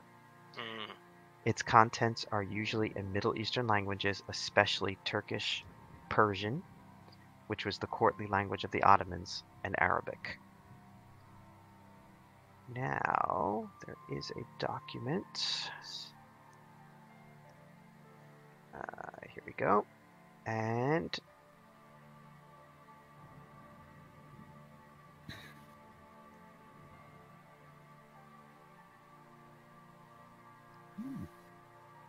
there you go. So, one of you guys want to read what you've learned so far? I would say Vyacheslav should read it since he fucking killed it. If this is in Arabic, he would read it. The blood red fez was ever. Oh, I'm sorry. Hang on one sec, Trevor.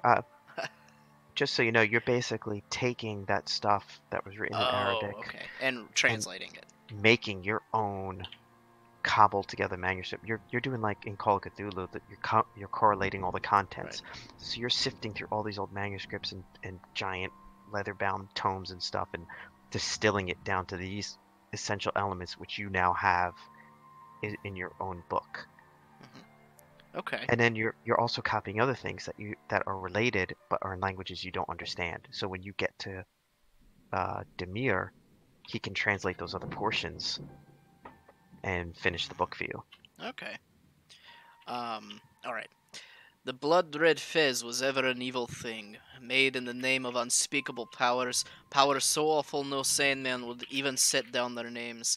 First, the fez was spoken of in the Ottoman courts around 1550, but some suggest it is older than that, dating back to ancient Greece. It was said to have the power to control men's minds and destinies in thrall to some ancient evil, old before time.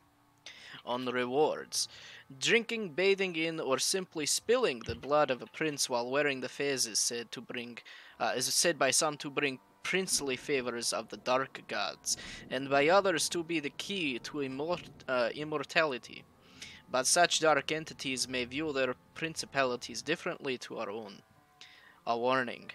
Pay heed to this warning that wearing this abomination called the blood-red fez will bring calamitous ruin upon one as one renders up one's soul and one's mind to the unearthly will of the fez and its terrible masters. Only those most skilled in the ways of the dark arts can hope to Ah!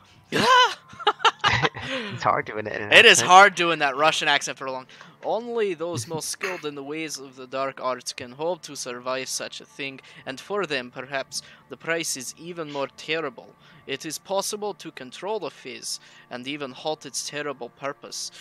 Seekers of dark knowledge should consult the book, The Whispering Fizz. Is that something we can find? The Whispering Fez. All you know so far is that there is a book called The Whispering Fez.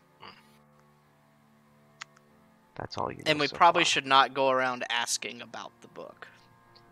No, this is now you're like in full on. You're in full on Charles Dexter Ward territory here.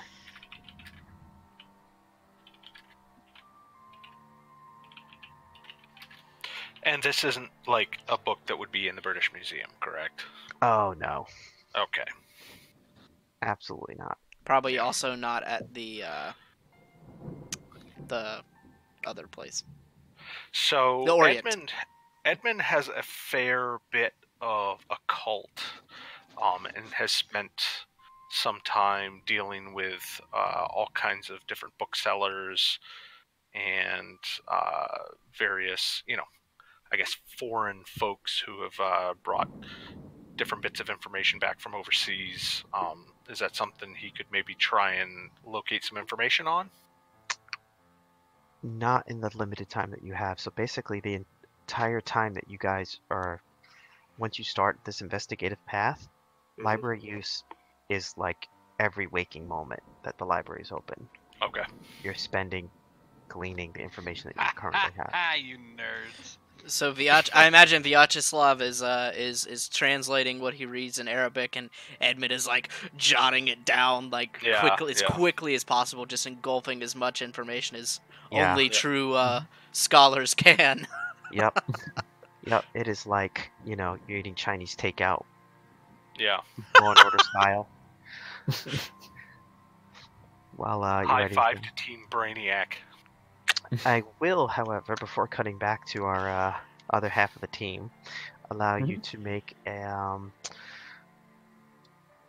guess a library use roll to get some general information about Demir Do it. and or the There you Baron. go. Finally. Nice. Okay, so Oh, yeah, we also did want to look up Baron von Hoffler as well. how did you do on Succeeded on Demir. yeah, so if you make another roll. Although the Baron is pretty easy to Nice. Ooh, like right on the money. Ooh, Nice. good stuff. Okay, so Demir is an anthropologist. Both in Turkey but also in Greece and London, he has an interest in magical belief and has written extensively on the subject of cults and outre religions, as well as and is well respected in his field. He is Muslim and is married with 2 sons and a daughter. He is in his mid-50s. And he is a dear friend of Professor Smith and has saved his life. I'm seeing more and more places where my father's the history with my father might be interesting. We've seen Greece pop up a few times here, haven't we? Greece, and we've also seen just Arabic-speaking places, which is where my father would have been all over. All right. Baron von Hoffler. The Baron is mysterious. He is a noted occultist, but also wealthy and a powerful man in his native Austria. Being part of the Austrian nobility, he does not publish, but is known for readily helping those who are interested in the areas of the occult, including hosting them at his estate outside of Vienna and giving them access to his private library. He has a reputation for generosity and often underwrites activities of other scholars through his vast wealth. Interesting.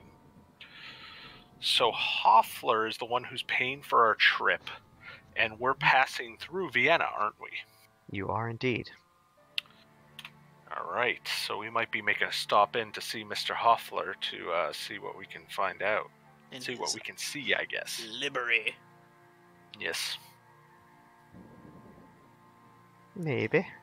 Maybe. So I imagine at the end of this very long day, Vyacheslav closes up the book and stands up, gives like a really big stretch, and then shakes Edmund's hand and says, "I have not done such scholarly work in a very long time. Very honored to do it with someone who is as educated as you are." And I am honored as well, my friend. You put in a fantastic day's work here. Thank you for all of your efforts. And he shakes your hand firmly. What does our book look like, Ben? It's bound in skin. Oh, well. Blood red pages. I'm going to say that it probably would be appropriate if you basically pick up where your father left off in his notebook. I like it. Like the old Hobbit book. There and back Yeah. again. Mm-hmm. Yeah, you have the red pages, and you basically just draw 2 horizontal lines and then start your, Mhm. you write 11 Sept 1893. Nice. Nice. I like that. Mhm. And away into my messenger bag the book goes. Okay, sneaky guys, you have 2 more locations. You have Devore's residence and you have Puck's residence. Well, I would say that, until we get like the meeting with, the blackmailer, maybe we should go first to divorce. Like, make it look like we are investigating, Because otherwise, if we go first to Pokes, like maybe someone would relate us or something, and they would, we wouldn't be able to say like, oh, we're just, like investigating for some private person, blah blah blah. Well, Scotland Yard is Or- definitely investigating the death of the doctor, but they don't know. No one even knows who Puck was. Yeah, and they're already up my ass, so I don't want to get too involved. Do not worry, William man. Smith, Detective, Scotland Yard. Oh, worry not. I can handle those who like to think themselves better for being of a upper echelon. We can go first to Devore. Okay, Very well. so Devore, where are you?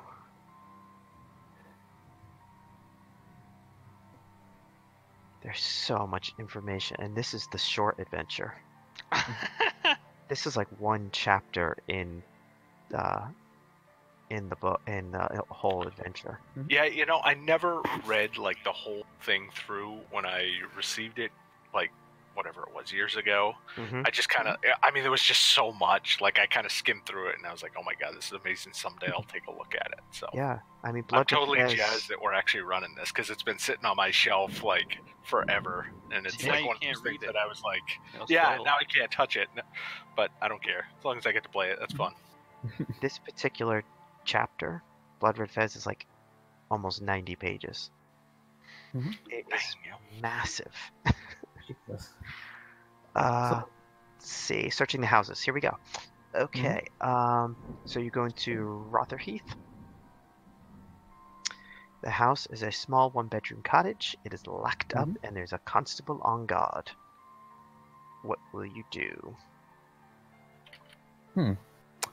So right now we're at Devore's house, right? That is correct. And there's a constable and who else? Just the constable, and the door is securely locked. And there's a body Would outside. I know enough about this neighborhood to know they have a back door? They do have a back door, and you can attempt to break in through it. Well, and, Daniel's got like every floor plan in London, like on his BlackBerry. you know, Dude, all I do is break into people's houses. You think eventually I'd pick it up a little bit? yeah. And as is, like, I'll be like, well, I'll let you work your magic. I will take care of distracting the Yeah, you constable. distract him, I'll go around the back. Okay, Oh, yeah. so I will need a stealth and locksmith roll from Daniel, and I'll need a fast talk roll from Actually, could I Salvador. do like more of a persuade? Because as is, I want to try and strike like an actual conversation with the Yeah, with the sure. constable. Yeah, like as is, I will. He's like you know, outside. He's good day, sir. Good day. Not Is this terrible day for a walk. Well, sometimes terrible days are the best to Pushing it. think. Pardon me, How? would this be by any chance the house Pulling out of... my second pair of picks. Uh-huh. Let me see the newspaper. Would Oh! this by any chance be where the Lock Rotherham is too Heights tough. murder happened? Hey, you got the right to that, sir. Alright, I Really? give up Yeah. and I come back out front. Bloody fawners. Foreigners. Have you any chance seen who did it? Or I don't know. Is there like a clue? Well, yeah, he's just the beat cop, so Mm-hmm. he's just the beat cop, so he was just sent here, to Mhm. watch the house. That's all. He doesn't Yeah, I know mean- anything else. Oh, as is, I'm still, like I guess gonna ask him like, like as is. Basically, I'm trying to, to like make it serious because Mm-hmm. since I assume that fast talk is more about bullshitting people, in my case, I'm more trying to be like a respectable citizen, like Mm-hmm. guess a mixture between a gossip and someone that kind of like, goodness me, is there any clues about who might be the perpetrators? Most terrifying if they try to rob my house. Either an Son old of man to I know, death. sir. Hmm. Maybe this constable has some keys. Yeah, you want to convince us to let him in? Or let us in there, Salvador? Mm-hmm. Or Pull steal your his weight here. keys. Pull your weight here. See, here's the thing. Well, I wouldn't say that I have diplomatic immunity, although it is true that I could get away with more than that. But Well, if he lets us in, then we won't need to worry about diplomatic immunity. I will I'm let a- you I will let you have a bonus die for this roll too. I think I know exactly what I'm going to do. Like, as isn't. Wait, what is Daniel going to do? Like, is he going to try and pickpocket the man for the plea? Not until you ask him if we can get in. All right, and yeah, You're basically gonna persuade him to open the door for you. Yeah. Pardon me if this is maybe too much curiosity, but do you think I could see the house? As is, I do live in a nearby area, and I don't know. Because I would like to see how the criminals did it so I can protect myself better. Nice. So roll persuade, and I'll let you roll a bonus die if you don't make it. All right, What is a bonus dying? and it's a hard success. Right. Basically, you get to re-roll the 10 spot again.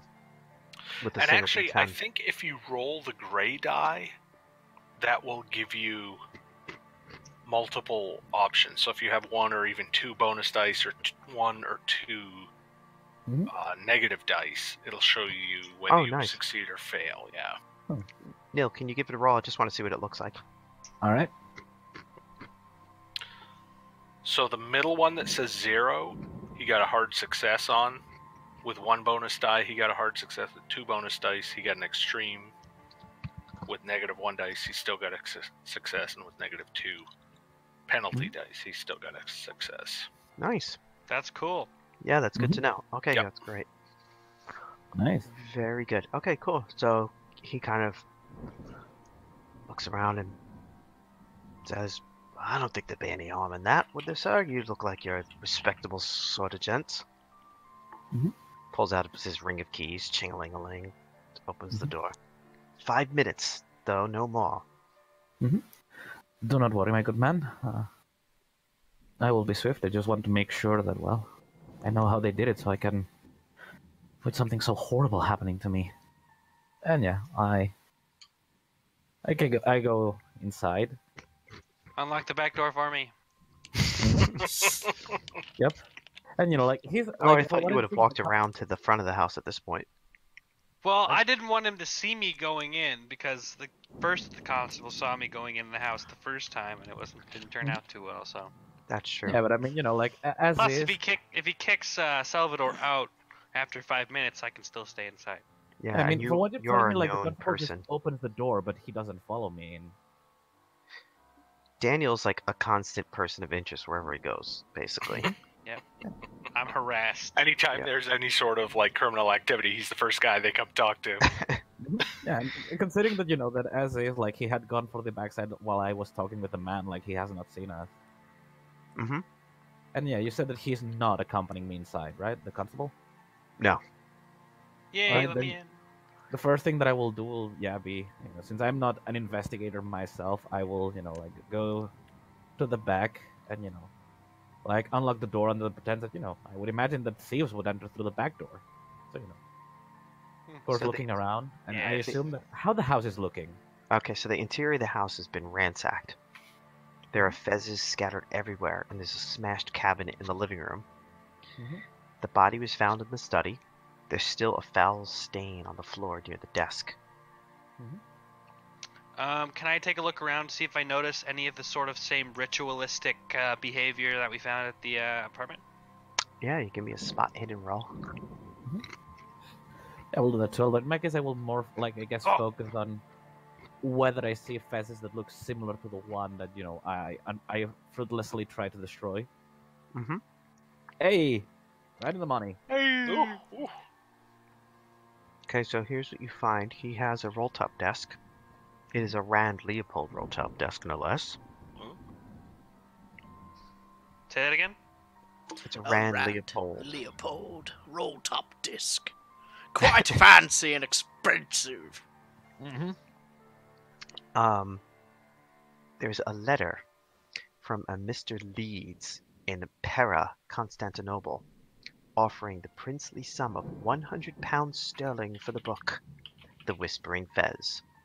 He Oh. understands has recently come into Mr. Devore's possession. No envelope or address can be found. The letter is dated 2 weeks previous. Find that book. Well, I don't know. We're looking for the book yet, unfortunately. No, but at the same time, here's the thing. First, this man is a fast collector, and we know that like there's basically a bunch of fast fetishists going around doing stuff. So like it cannot be a coincidence. Like the Whispering Fez. We're being shadowed by people with fezes. Like there's too much turkey. And here. also, No. Salvador would know about a whispering fez, considering he just Yeah. spent the night with a whispering Trying to fez. destroy one. Yeah. Yeah. Because that fez was indeed whispering to me. So you'd be super interested in that book. Yeah, and since I do suck at that. Like since I assume that he's being stealthy about it. I will tell Daniel like this book. We must find this book. You Very also find a ledger. And in this, Ledger. a Fez and book collections are noted for insurance purposes. Ah. Can I That- check to see if he sold the book yet? I need a successful accounting roll. Oh fuck! One of those rolls that you like never use, and then it comes up. I'm pushing it. I'm Push pushing it. it. Okay, how are you pushing it? Doesn't matter. No, my guess. Push it. Push it. Yeah, I'm gonna push it like like I'm basically going to try and remember the things that they taught me in school because like father said that a shameless 22's waster, whatever close, it may man. be, I should try to to like be a good sign of the Fernandez de Cordova. Yeah, but God I damn it! suck. What I'm gonna do, what it'll be? I'm just gonna look at Daniel and say, well, neither of us is good for accounting work. Take Okay. the book. Take the ledger. Now, here's the thing. Daniel will take it because as is, if I get out and I got frisked for some reason, they find something in me that's gonna be bad. Yeah, Well, I'm taking you have the to book. remember, this is 1893. The ledger is freaking huge. It's like Doesn't one of fit. those, like, it's like 2 feet long, and Just a giant ledger. Yeah. I see Daniel It's like trying to yeah, that stuff it thing's in his like this pants. big. Yeah, Daniel's trying to stuff it in his pants. They'll never know. and as is, just gonna I guess I'm gonna be like, make sure that you tighten well the belt. And best way to put it is, it seems like he's definitely used to hiding big books that should not be found in people. Oh, I was totally kidding Daniel's- about Daniel's him not too doing sure it anymore. in his pants. I So was... he's going to take a look around for that book, the Okay. the Whispering Fez book. I'm So- going to search his desk. Yeah, so I'm gonna need another spot hidden roll. Ah, 2 off hard, man. Crap. Daniel, you are Ah. a good thief, I have to admit. Oh yeah. Except Here's- for lockpicking that fucking door. That was terrible. You are basically able to. Well, this guy was prepared for thieves. He just wasn't prepared for murdering cultists. Mhm. You're able to determine without disturbing anything, looking at the break pattern of the cabinet and looking at the fezzes. It appears that no fezzes were stolen from Devore, and only one book appears to be gone.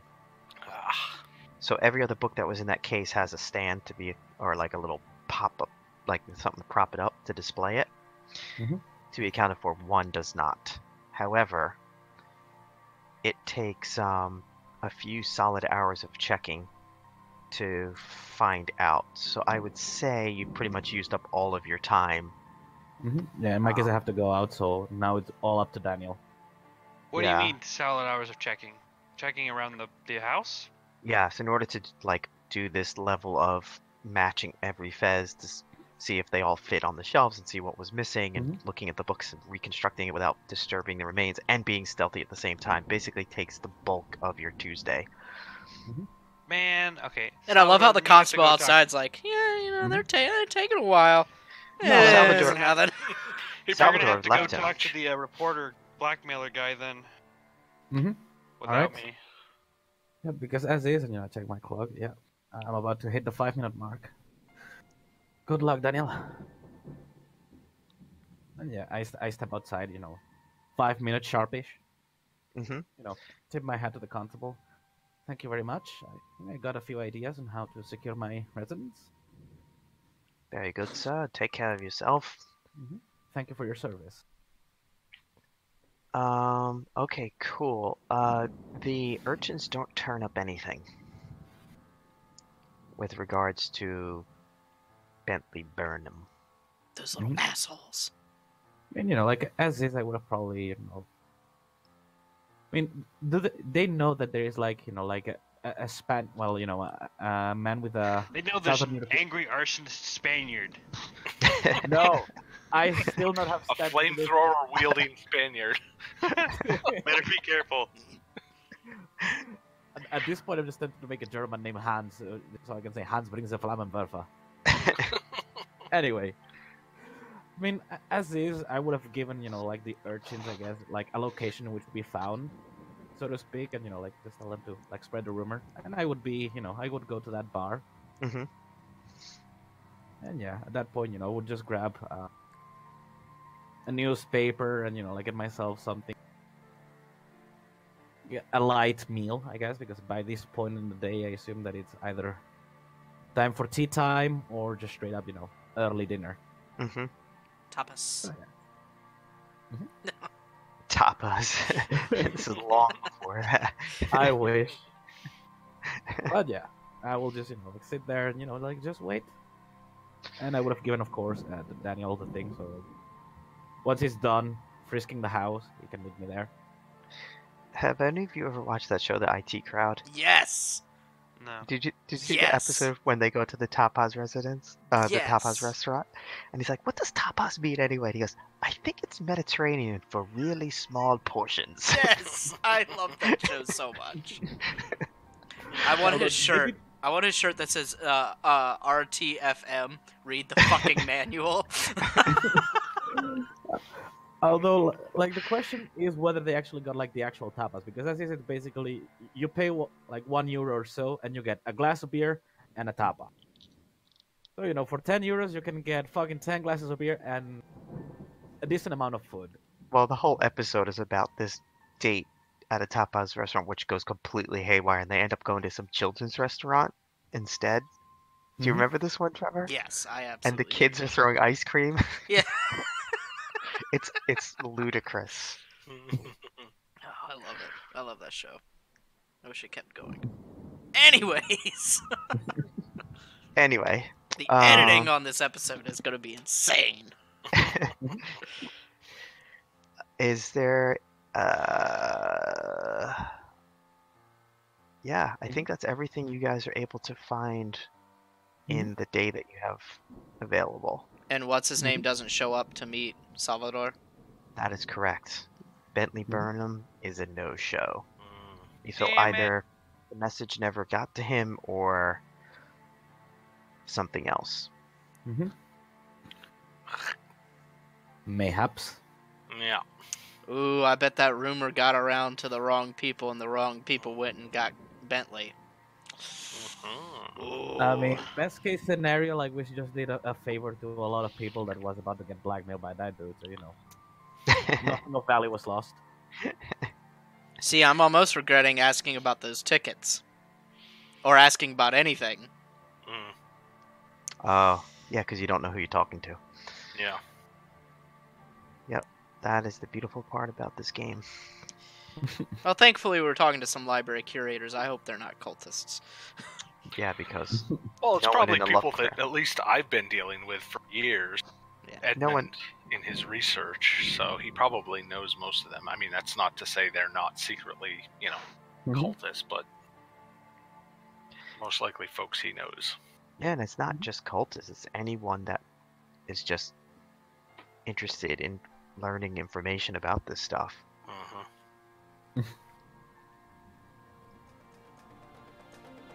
Very good. I think that's a good place to stop.